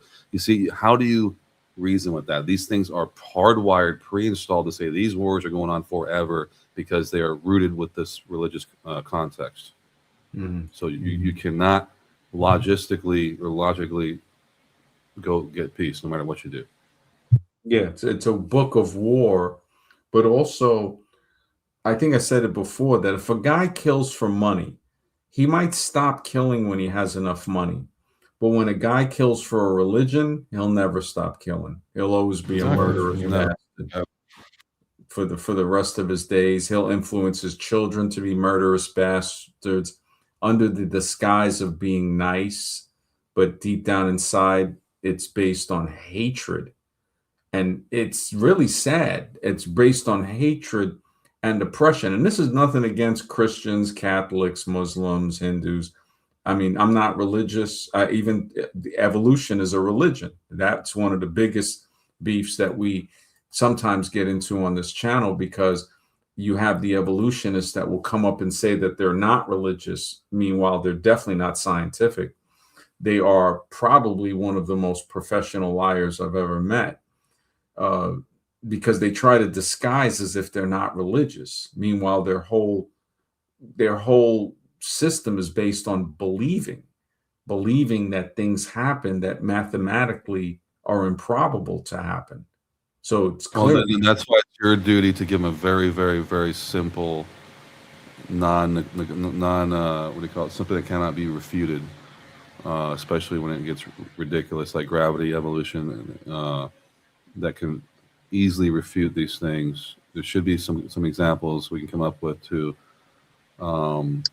Short, sweet, and simple. That's just the best truth there is. Don't forget they're natural liars. They're never going to accept your answer. That's no fine, but at least you'll bring up something that cannot be refuted. So when I ask you guys they'll a question, they'll find a way. They'll lie to refute it. Yeah, but it'll make them look dumber. You know what I'm saying? They'll just make stuff up. Oh no, they always look dumb. The audience will notice that. Yeah. Yeah. I don't think they care if they look dumb. It's like talking to a goat, trying to explain yourself to a cockroach. And wait a minute, this is a roach. He can't understand what I'm saying. And he understands. He just won't accept it because it goes against his cult, his religion, basically. I mean, it's not so much him. You actually need the opposition there to give the dumb answer, so the audience can be able to look at, can assess this. So it's not really him you're trying to change his mind. You're saying, be the dumbass oppressor. I'm going up against you. Say the dumbest thing you can. So now the audience can absorb this. It's for the audience. Yeah, you do it for the audience, not for them. Yeah, absolutely. I agree with that. Because you want them to stay oppressor. You don't want them to change their mind, or else now the debate's over. That's boring. Well, they'll never change their mind. Yeah, you don't want them to change their mind. You want to just keep digging in, and then. I mean, you could do a miracle right in front of them, and they'll explain it. Oh no, that's just a scientific explanation for that. It's evolution. It doesn't matter what you do. But yeah, for the audience, I agree 100%. That's what you're doing. That's why MD, when you finish your book and you're presenting your evidence, they don't get in the dirt with these guys, because they're just liars and con men. You know what I mean? They're not serious people at all. There's nothing to say to them. The book is really for people who want to learn more, but to push it, like just talking. And if you point out, like Scribe is saying, and you say, okay, you present it, the audience will see where they're wrong. But then there's a point where you realize that the audience is idiots. It's like you realize you're in the psychiatric ward, and the majority of people are nuts. And the few people like us are in there, and somehow we're stuck in this psychiatric hospital called America. And then you start to realize, like, wait a minute, this is the entire planet. Where Voltaire was very right in saying planet Earth is the asylum to where the rest of the universe sends their lunatics. And you know how hardcore that hit me? Especially I remember when I was like 4 or 5, 6, 7 years old, like watching, TV. And I remember seeing like the psych wards and kids being shocked or whatever, lobotomies. And I asked my mom, like why is that kid in the bed like that? He seems fine. He doesn't seem like he's hurt or he has anything wrong with him. They no, they have to do what they have to discipline, whatever. I'm like, this, what are you talking about? I didn't understand. It was all about obedience. It was all about Oh, you don't think like we do? Okay, we're gonna stick you in there, get you a straight jacket, get you, someone over here to shock you, just like when I remember going to school in Texas that one year where these people would beat the kids, beat beat the knowledge into them, not knowledge at all, but you didn't do your homework, whatever, your ass is getting whooped right there. So it's like Mhm. they're beating the obedience literally into you. Yeah. And then you hear about, how they do it in the religious schools and the nuns be beating you, hitting your hands or whatever with the ruler. Um, and you realize, yeah, they're beating certain values into you, and then you realize when you get older that none of those values were worth anything. Like you said, like MD said, if they were to teach you how to do taxes, all these things, there'd be an instant clarity of like what the hell is going on here. This is not right.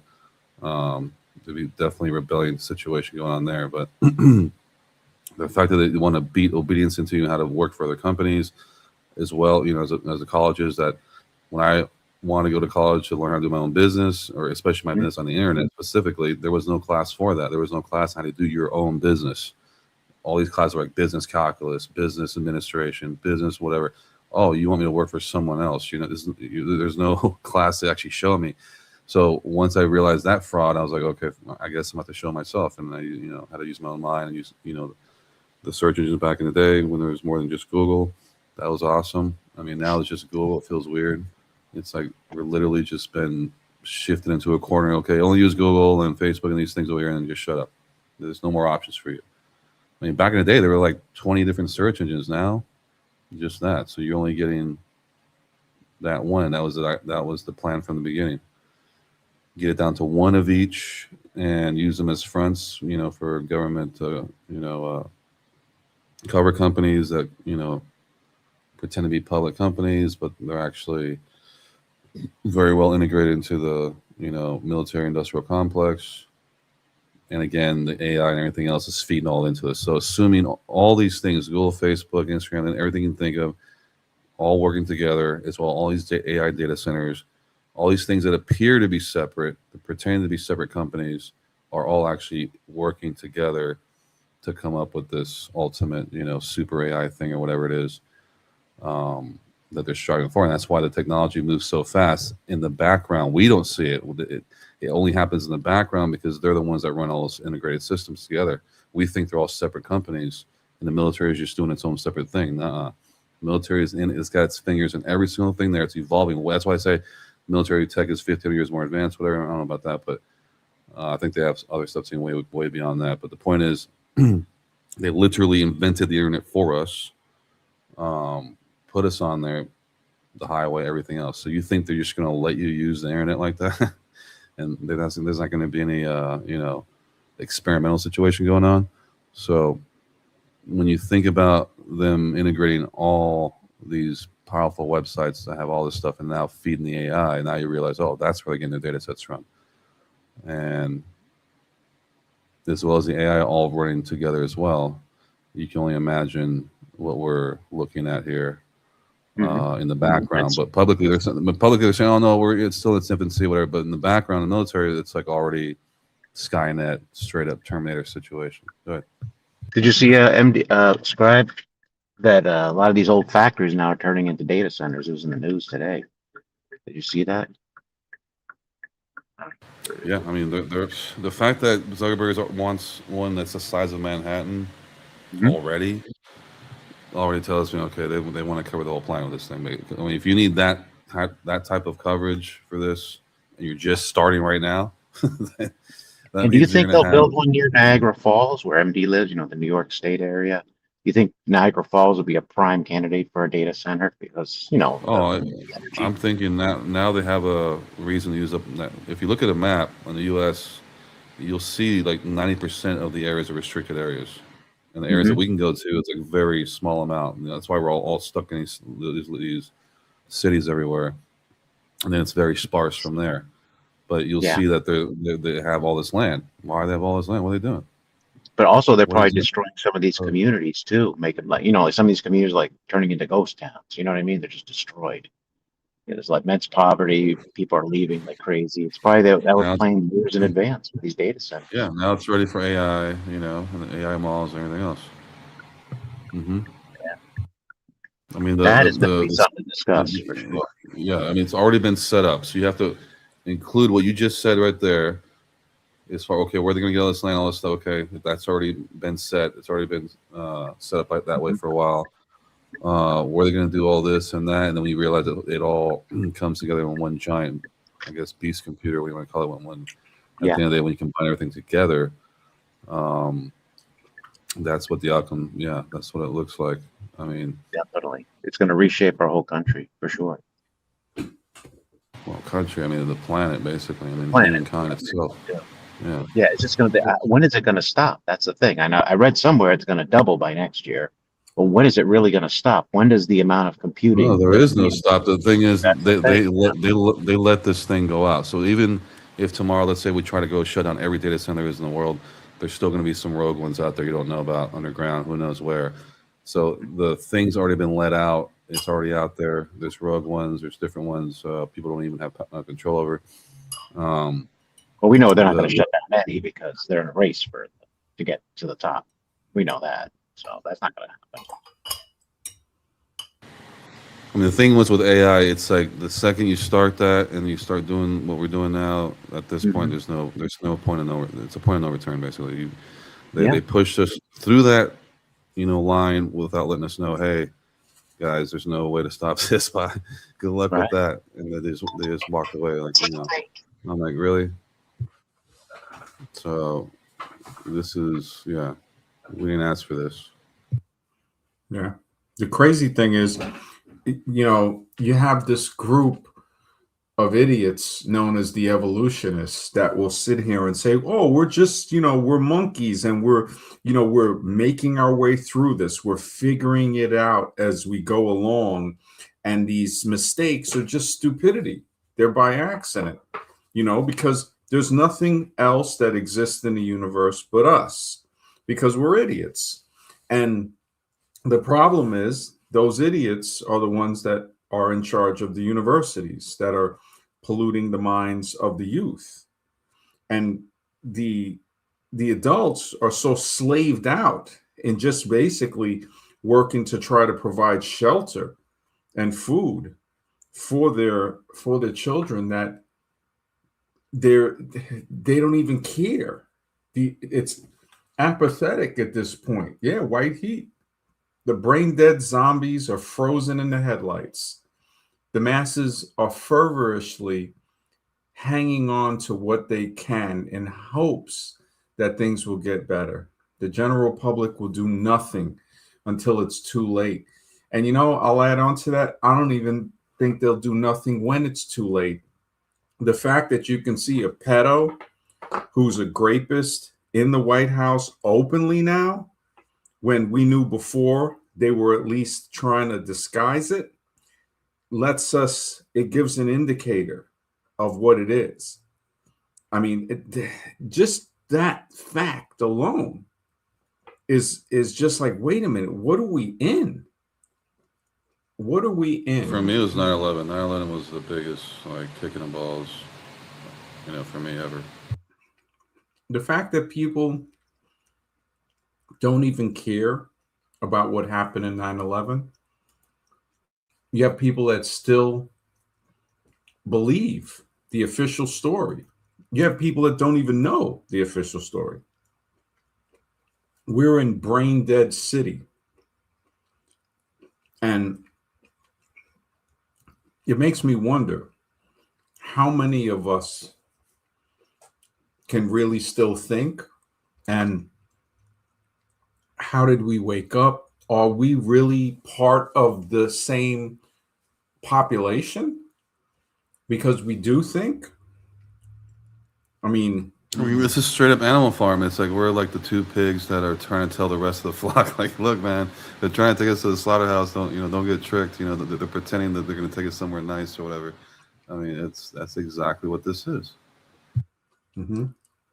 It's like they're going to take it to get the jab, but they're going to pretend, they're going to give you, the Krispy Kreme, Man, the fact that they offered donuts and hamburgers and French fries to get a vaccine, and people didn't. This is the intelligence level that they've mastered for us to see that, we're looking at that like you like offering a pig, a donut. It's just it's very disrespectful, and it's yeah, it's an insult to our intelligence. But yet they know the general population is this stupid and this gullible to do that. Yeah, it's an insult to some of our intelligence and confirmation that others don't have intelligence. To say, okay, it's like I said, voting is a thermometer that lets people see, that lets the powers that be see how many people still believe in the illusion. Voting is, you know, voting for adults is like writing letters to Santa Claus for our children. Matter of fact, Santa Claus will do something before a vote will. Exactly. It just, and you got people that just wholeheartedly believe in that. And it's not that they're bad people. It's that they just don't understand. They're not aware. They are the sheep going down the slaughter line. And like you said, others of us are saying, look, I don't think we should get on this conveyor belt. And while we're saying that, other sheep are behind us, pushing us onto it. That's a dangerous situation. And we see that with war.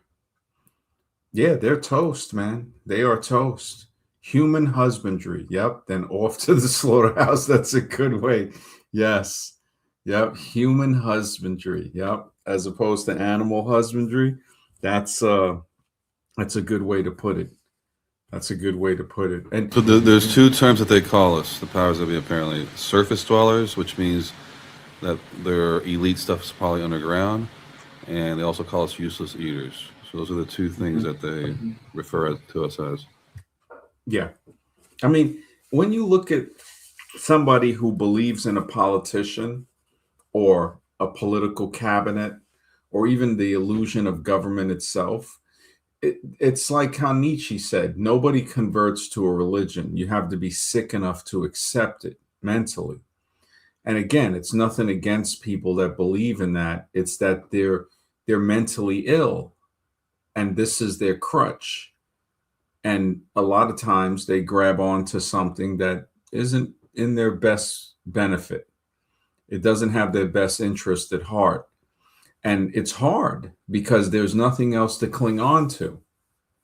And basically, like we're treading water, and you finally get to cling on to a side of a boat or something, but you still got to tread. But it's an ingenious placebo effect. It's like they'll set something up, kind of like the baller thing, saying that the Earth's rotating when it's really the electromagnetic grid of the Earth rotating with the sun and moon. That's the actual torsion field that's rotating. So they'll ingeniously do that and interlay it with like a sandwich. They'll put the truth here, they'll put a fake thing here, truth here, fake thing, true sandwich thing, and they'll ingeniously weave it in, and then from there they're gonna make up some fake stuff like gravity or whatever to keep it going, or evolution or whatever. But that one's more ridiculous. That's just a straw man. That thing falls apart so easily. But like the gravity thing and stuff, where it gets scientific and all that stuff, that very geniusly done to where they'll take parts, part truth, part fake, part truth, part fake, and they'll give you this complex thing that requires string theory to figure out. Yeah. It requires pseudoscience to figure out. You have to be certified in pseudoscience to figure out this equation. Yeah.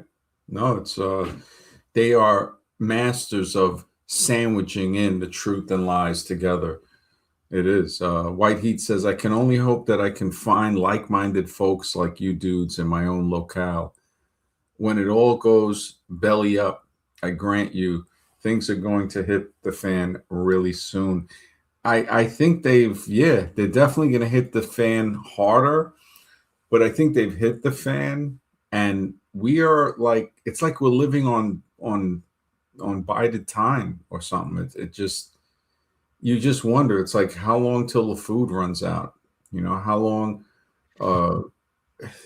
this is, I mean, honestly, I think there is, you could say that there is some sort of, there would have to be a light force or something behind the scenes again, just like these guys the evil guys like to do it behind the scenes, but their stuff is just so horrific. It's evident. But when I guess the good team does it, we don't really notice it. They're just there where something kind of should have gone catastrophic, could have gone catastrophic, didn't go catastrophic.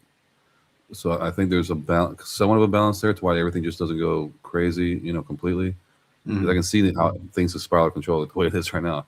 I mean, with all this crazy war going on and everything else. So there might be some type of good side that they don't want us to know about, and they want to mask it by saying, well, you got to go choose again. I got to go choose Christianity. I got to go choose Muslim. I got to go choose this guy or that guy. Just like I got to choose, Democrat. I got to choose Republican. You see, so it's the same thing, different groups. Okay, we want you to pick a group over here. Don't look at the real thing. We don't want you to look at the real thing. So whatever that real thing is, we don't know what name to call it. I would call it the source, like source code, or the server, or whatever it is that's allowing this to happen, and to respect that thing to where I don't. Is that when they say sin, or you have to have a prayer, you're asking for a prayer? To me, prayer has always been like kind of selfish, in a way, to where you could use that and say, "Well, I prayed for good grade, or I prayed for this, or whatever," as if you deserve that or something. It just doesn't seem logical. There is no deserving mechanism there. It's just you can pray for whatever you want. And then these people say, "I talked to God" and all that. I'm like, so what he spoke to? It's a he, and he spoke to you in English. That might be something else, huh? I mean, because we hear that all the time. It's like I'm trying to figure out exactly, are these guys schizophrenic, or are they, actually hearing something, or are they just flat out lying, to get attention. Yeah. No, I definitely. I mean, have you ever had anything speak to you, or Mr. X, or anybody, anyone in the panel? Has anything ever spoken to you like that? Like, wait, that's not me. No, I've never. I've had like thoughts of, say, an inner voice, not something like that. Somebody could be considered saying, "Well, God spoke to them." I would think it's more of a conscious inner voice, kind of like sometimes saying, "Well, maybe you shouldn't go to this. If I go somewhere and I get lost, because I don't use GPS. I use the force. It's like I ain't messing with GPS. So It's your like spidey sense, your intuition. That's what I rather, just look at a map, even on the computer, be like, okay, this is how you get there, and then boom. When I look at people that use GPS a lot, I see the intelligence get drained out of their mind. I've seen people that used to know how to get certain places, and now everything is the freaking GPS. Before I could even say, look, man, just, this is not a far distance. Why can't you just drive there, without looking at this, without typing this into that? And then again, I realize, oh, I'm talking to somebody that just isn't at that mental capacity. They're not mentally equipped to have even the conversation of that. It's a tough one, the Strait of Hormuz. The fact that it's coming to where it's soap opera. It's been soap opera with this whole thing, and it's like, how do you create a problem in society? How do you create a shortage? Well, we just saw how you get a nutcase to declare war on something that there was no war. If people can't see that these people started this war, like just totally did this, caused more people to die on both sides, a shortage that affected the people, openly says he doesn't care. It doesn't concern him what happens to the citizens, the working people, is trying to build a ballroom for $1 billion, trying to give $1 billion to the crooks that stormed the Capitol in January 6th. $90 billion for a freaking fake moon mission again, for this. And nobody is really like analyzing this stuff with a sane mind and saying, look, this is criminal to say the least. It's terrorism to say the most. And the biggest terrorist in the world is our own government, committing acts of terror, silent terror, every day. Every day we look at the sky, the water, the tax. I mean, this is some really just the pollution. I mean, I look at it as more as the machine, because after I saw some of these guys, some of these families like Warburg, of course, Rothschild, they always be changing their name, throughout the ages. And these, just like Rothschild alone, I think it's worth around 350 trillion. Yeah, Warburg's even more, Medici family even more. So these guys are in the quadrillions as far as wealth, not even money, not even paper money. We're talking wealth, real wealth, like actual, precious metals, oil, whatever, physical, tangible wealth, like in the quadrillions. And we're over here talking about worried about billions. That's like chump change to these guys, and they're the ones that feed this machine. And basically, what they say goes. And we're over here arguing at the machine and why the machine does what it does. It's like these other guys just sitting pretty over here. No one has to point finger over there, and we're pointing at machine that does what it does. It's being paid to do what it does, and we're just getting the leftovers. Nothing. Barely live. And that's what they do best. They have to create that poverty, that they create scarcity, all this stuff. Monsters, man. We call them for what they are. They're monsters. They're water poisoners and baby killers, like Aaron Daddy Roy said. It just there's a team, an investigation by a union of concerned scientists, and just the pollution of what's going into the waterways and stuff. Tyson Foods alone was discharging over 70 million pounds of pollutants into the waterways. So over 5 years, they pushed in over 370 million pounds. Well, that's what I had to come to terms with, even when I was a kid, when I found out about the Georgia Guidestones. And I'm looking at that, I'm reading it, and I'm like, I actually did take it seriously. When I looked at it, I was like, this is, I wasn't even wondering how much they're going to do it, because it's like we're already in this state of constant war. And now I see the dehumanization process is going on to where now there's no more men. Now women are men are women.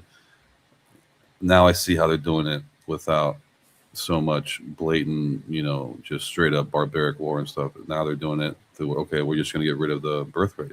Easy. Get rid of the birth rate, make them go backwards, all this crazy stuff, poison everything. And there it is. That's all you need to do. And it's so sad to say, in my opinion, that they want to get rid of as much as possible, as many people as possible. So unfortunately, that's as nicely as possible as they're doing it, but as many as possible. Yeah. It's just so messed up, man. To literally understand, like they're letting you know, look, there's too many of you here. We don't want that many of you here, and we can only take so many people. Yeah. I mean, when you understand at that level, now you kind of understand. Okay, I see why they're doing what they're doing, but we don't know what the high end thing is or what they're concerned. Like say, well, you guys don't even understand. You're just here. You might do some stuff for us, but this higher responsibility we have, you don't even know about. And we don't even, want you to even understand or try to understand what this is over here, which is way more important than you. Therefore, we're going to treat you as cattle. Even though you have the same consciousness as we do, we have privileges, I guess, or whatever it is. That makes them more privileged than us. That lets them go to mystery schools, these secret schools, whatever. That lets them be part of the club that we're not part of. Even they're having to be, being treated as canified by someone else or some other entity that's higher than them. I'm pretty sure of that. I mean, don't think that just goes with just us and there's a higher power. I think this goes beyond that. And that's why it's so hard to read. Why are they doing this? It makes no sense. But over time, you start seeing a pattern. You can see the pattern. You start seeing, okay, yeah, this is world takeover. Get rid of the old knowledge. Get rid of the, indigenous tribes. Make everything, malls in every street corner, everywhere. We don't care. Amazon, whatever, cut it down. Even though we need the 20% Amazon is gone. So they're saying if we cut like 10 or 21% of it down, that's permanent damage. As in, we're not going to get the same oxygen as before. And I think that's what they're trying to do, is to get us to that, total recall situation where, oh, you thought buying water was bad? Okay, now we're going to make you be buying air canisters now. How about that? So, I mean, And if we got at anybody least. doesn't think there's, oh, sorry. I was gonna say, if anybody doesn't think there's secret societies or secret clubs that run this world, then you're a zombie. You're a plain point blank zombie. If you don't realize that there are different orders that run this world. These are the clubs you can't join. You're invited in. You're not. You don't just join them. Yeah, and I'm saying, Mr. Even they're gophering for someone else on a Oh yeah, of blind or course. whatever. Yeah, So we're just the lowest denominator when it comes to Yeah. bipedal but we think intelligence. our vote counts. Like it's really going to make a deciding factor on where our money's spent. It's like zombie 101. You know what I mean? It's just like lost. I know this for a Because fact. when you saw Jim Carrey when he went to the camera, like she's trying to ask him about the ward or whatever. He's like, "Look, they don't care," and he just walks away.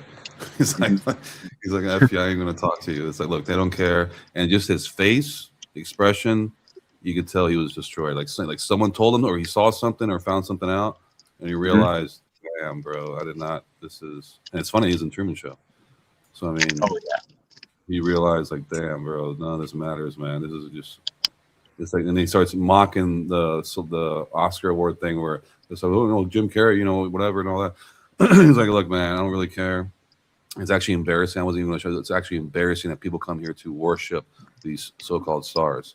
Like he's sitting there in the front of the camera, and at the award, and he's saying this to the camera, like, look, this is all, none of this matters. This is actually, a detriment. It's like, why are people here worshiping these stars? Means that we are in big trouble.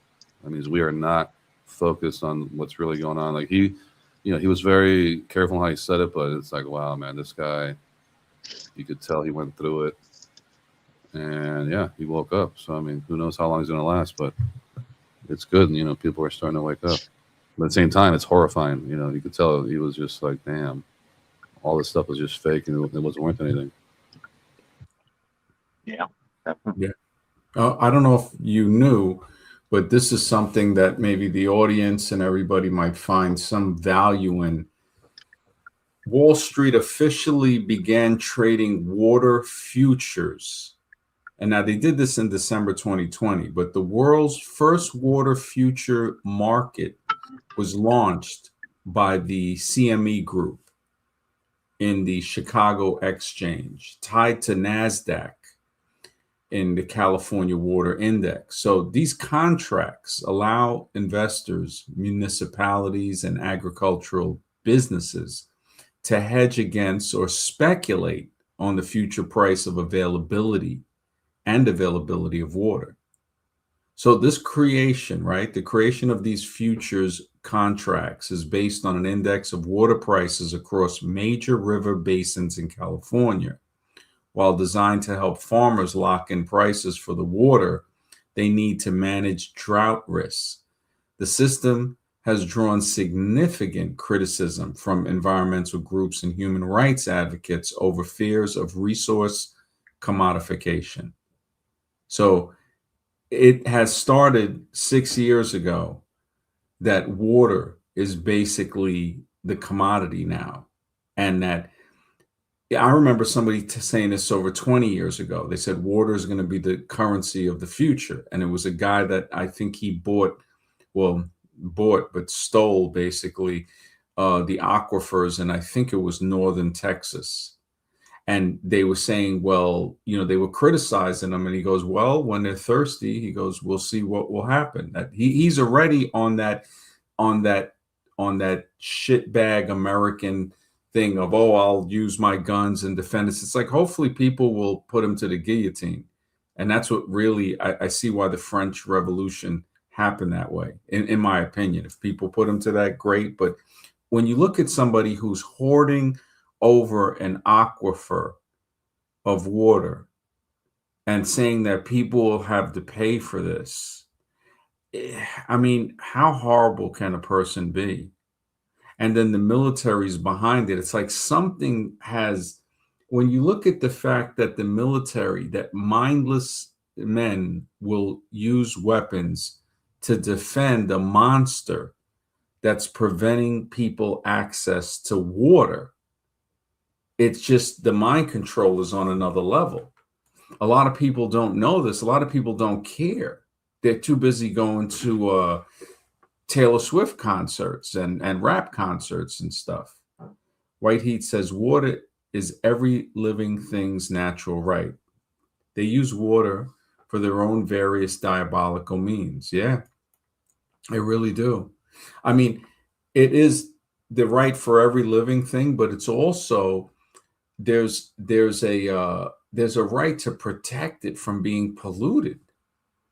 I mean, when I was reading off the thing about the dumping, about the millions of pounds of pollutants, the agricultural runoff, when they say that, oh, it's you know, it's illegal, it's strictly illegal to dump raw chicken waste into the Mississippi River. But then it talks about agricultural runoff. The Midwest is home to millions of acres of farmland where raw chicken manure is heavily applied.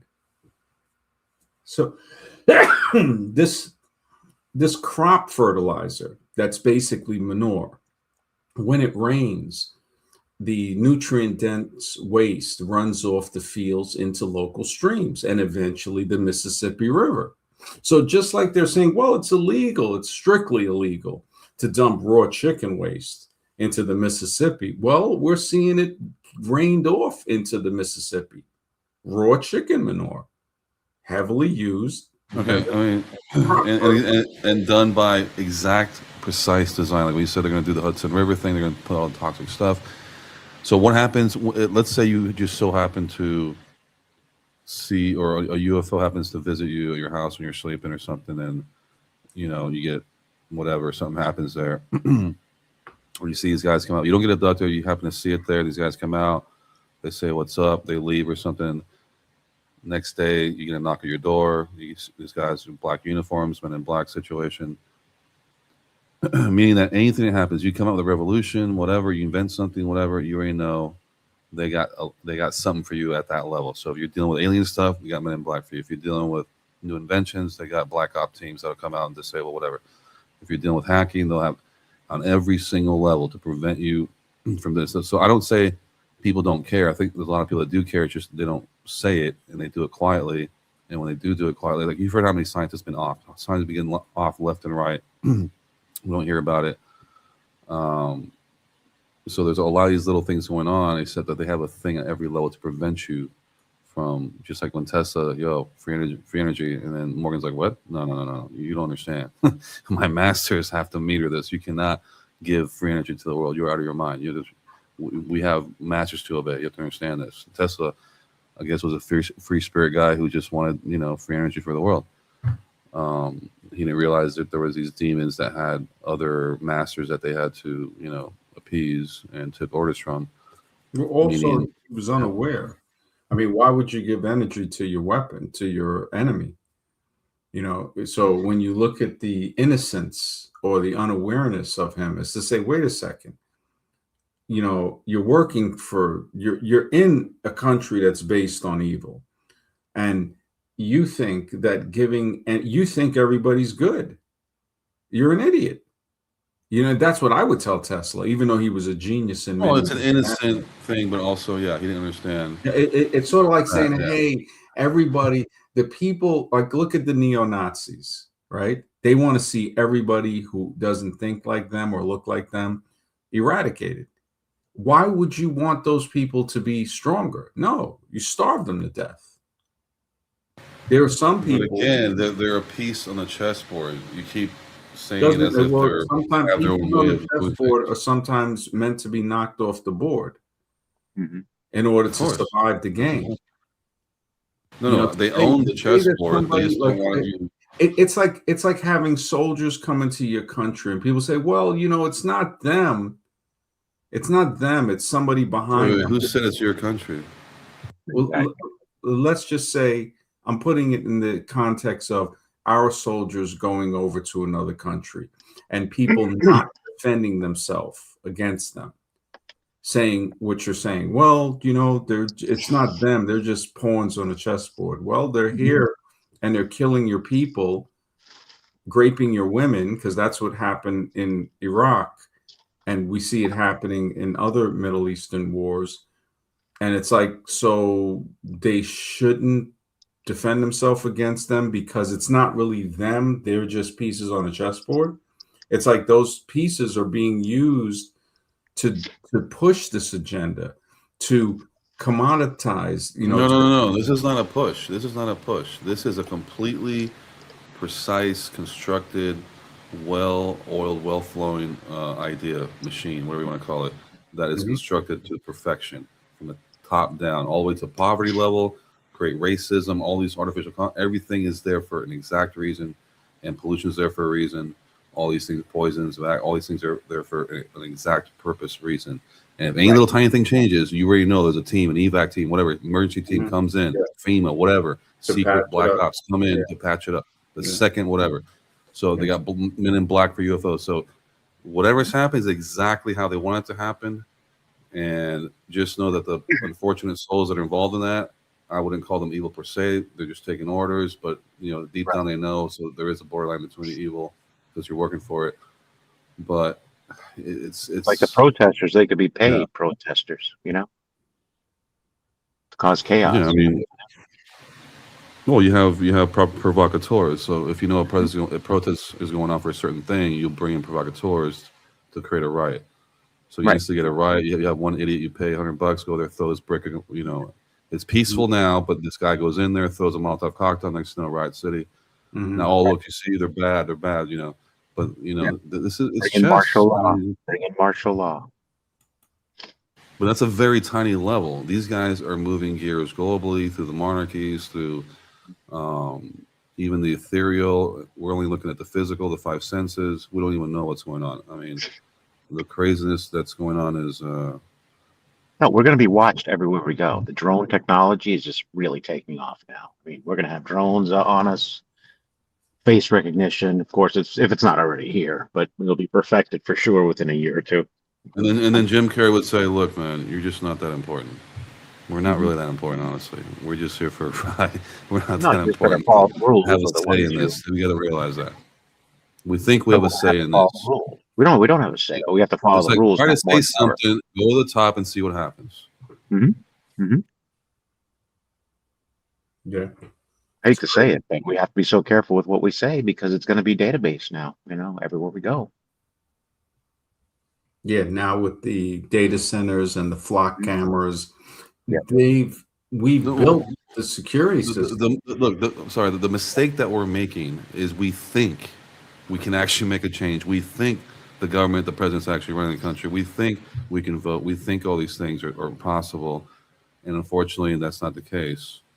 It's cute to think that, but at the same time, it's like, son, unfortunately, this world is not what you think it is. And that's not, even if you do give way and you do free some people, just know that, at every moment, these guys have something in there to keep whatever this is going, whatever this agenda is going on a global scale. So you can be on a freaking island somewhere in Indonesia, you're still, on the grid. So these guys also the Matrix movie. Oh, sorry.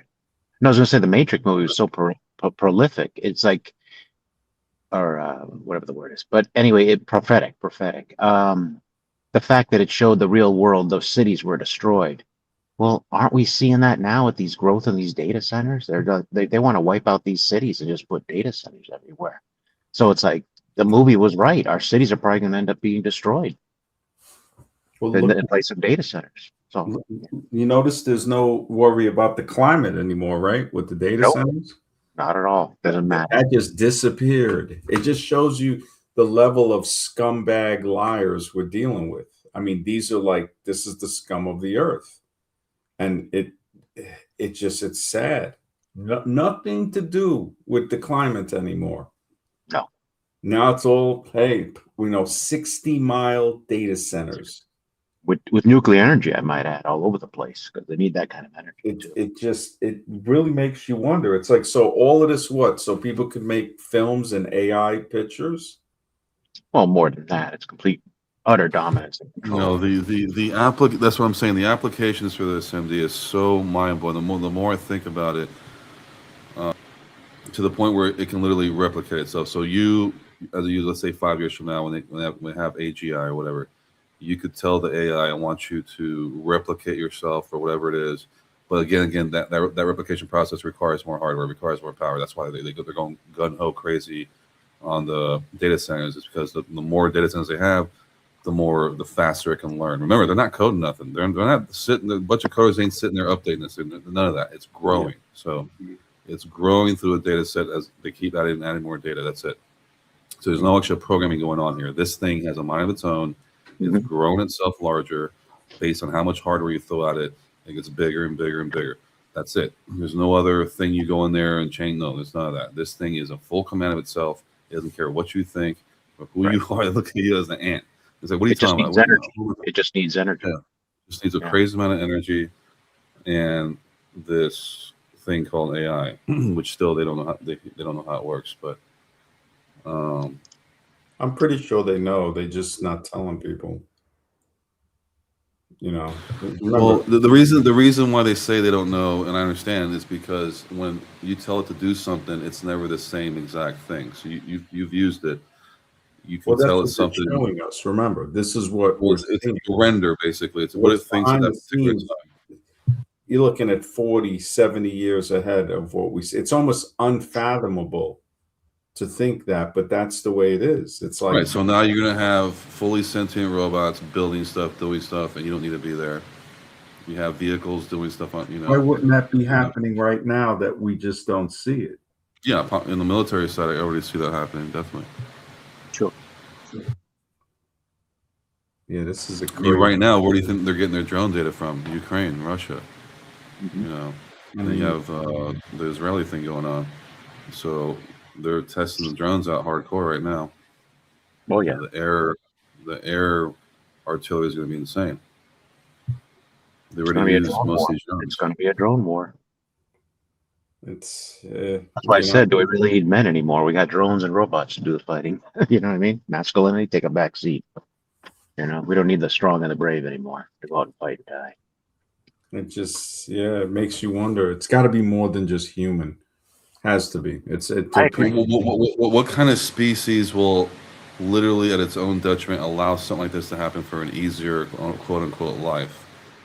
It's like, I'll trade my humanity, my morality, my human essence for being super intelligent. What exactly are we trading for our human essence? For comfort, money too. Everybody's. Well, isn't that why Morpheus held up that battery? It's like, this is what you are to these people. Yeah, that's what we're turning into pretty soon. That's for sure. I think we're already there. It's like once I get we're being used as that is the whole point, right? We're being used as an experiment to experiment with their AI, so they get their data sets based off our experience through this life. Yeah, and it almost seems like that's what we were here we were put here for that specific reason. And energy. Don't forget energy. It constantly needs more energy. So eventually they'll have us in a pod, and they might have a pod with a treadmill on it or something that we can run on to feed energy into the system. They're going to need all the energy they can get. It'll never stop, like you said. I think it'd just be, even nuclear power won't be able to supply enough. It's crazy. Yeah, it's insanity, really. And Scribe's right. What species? There's no animal that would do that. There's, you look at it, it's like, wow, that's really crazy. And people are just going along for the ride, like Suzuki said. But do they have a choice, though? Do they really have a choice? Because we're going along for the ride too. Let's keep it real. You always got a choice. You always got a choice to die the hero. And they don't want you to see that choice. That's the dangerous choice. Everybody wants to go to heaven, but nobody wants to die, right? They want to go to crime scene heaven. But when you look at that, you start to say, wow, that's what they would be afraid of. To say, you know what? Who cares? As long as we take you to the guillotine. Now you die the hero. So there is a choice, and they want you to think that there is not a choice. They want you. Fear is such a powerful tool. It'll get people to think it's not a choice. There's definitely a choice.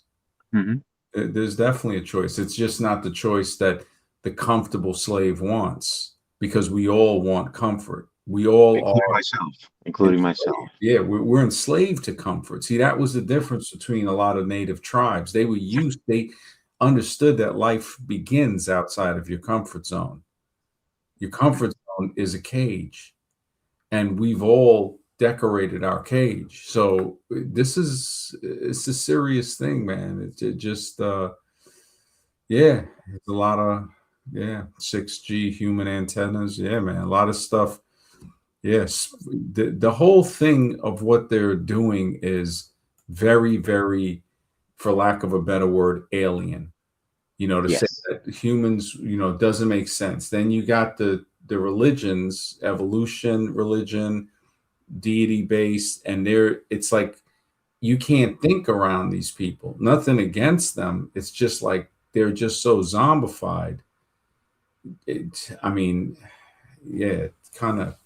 Look at it like in a game, like what they call a role player. Role play. You go in a role playing server and people pretend that they're that character. So that's Mhm. basically what's going on here. It's RPG acting. He's acting like he's a warrior. He's acting like he's a Mhm. cleric, a healer. He's acting like he's a sorcerer, or whatever. But it's just an act, and he believes it to be true. You're like, bro, you realize Mhm. you're just role playing. It's not real, but they think it's real. Yeah. Just like Yeah. when they tell you Santa Claus and all this stuff, it's like they prepare you for these fantasies, man. It's like Mhm. it's just yeah. Yeah, man. But we love our comfort. And I'm just trying to keep it real. At the end of the day, I'm trying to keep it real. Well, we love it or we're conditioned to love it, Both. Yeah, I agree. because it could be like if we grew up in a different way, we would understand how dangerous it is to say, Yes. okay, there's times where we might not want to fall into that. TV is one of the biggest ones to say, don't watch it. What Mhm. if I wouldn't have watched TV? I wouldn't have really missed much when I think about it. Sure. It's like it's all there's some nostalgia and all of that, but nothing would have really been missed. I could have spent time studying, and there's nothing I can say that I really saw on TV that I needed to see. Mhm. Especially now with the internet, but But in all fairness, you were a child once, and like we all were. You know what I mean? So you're brand new to the world. well, a So child it's like, without the proper adult supervision, which led yeah, me to see that nobody that I've ever met is really qualified to be parents. They're myself all included. I was a TV addict too as a kid, no supervision. Yeah. Yeah, it's like, you look at that, it's a hard thing, but it's the truth. Nobody that we know are really qualified parents. We didn't have them. We we could possibly be them, but it would take a lot. It would take a lot because one, you can't send your kid to school, but you Hmm. have to teach them about school because the kid's going to be concerned. Like, well, why don't you want me to go? Well, I don't know if you'll understand it, but because you might look at these idiots as your friends or you want to be friends with them because it's hard to be isolated, and the parent has to walk the kid through everything. So where do they get time to do that when they're slaved out to work all day? And also it's a war to look around and say, look, all of these colors and these characters are meant to brainwash you. And the bell, man. No one talks about the bell. Whole shape of that bell, whatever the bell. I remember when I got the seventh, eighth, ninth grade. Once you're out of elementary school, you have to worry about the bell. You got 5 minutes, and I remember that make a few times, whatever, and the tension, all that. And I remember just having messed up dreams about that. I gotta get to class before the bell. Just like when I got went to jail just for a little bit of weed, whatever. It's like I'm walking around. I gotta worry about the cops all the time. Whatever. I gotta worry about the bell. I gotta worry about some person trying to do me harm because I'm not there at a certain time, or I'm smoking something or whatever. It's just you can't live at any moment. You can't enjoy anything. They don't want you to enjoy nothing. You got a beer. Once the bell goes off, you're not there. That's your ass. That's. I mean, look at how they walk the line. The bell. Raise your hand. Take a dump. Take a piss. you know, only learn this. You try to outsmart the teacher, you're getting an F. So every single thing, you're locked into this box. You're traumatized as a kid. being forced into this disciplinary, forced agenda, and you're like, what the hell is this? You know, it's a forced agenda, and it's a traumatizing agenda. It is. But we can send people to the moon, go around the moon, but we can't have a good school system for kids. Go figure. And now they want to build bases on the moon. I don't know if you guys heard about that. That's the new thing. By 2027, they want to start bases now. That's crazy. It's like the illusion continues. The fact that I think it was one guy I was talking to, I forgot whose podcast. I don't know if it was the Missing Mods podcast. The dude he was like, oh, we went from the Wright brothers to walking on the moon. And I'm like, it's like, so you really are telling me these people walked on the moon? So it's like, all right, I understand that the conversation can't go too far because we're just unaware. And yeah, there's not much to really even say at that point to say, But wow. isn't it better to see that on a stream than in real life? You know what I'm saying? It's like it's a wake-up call. Oh, I still got to remember there's zombies out here.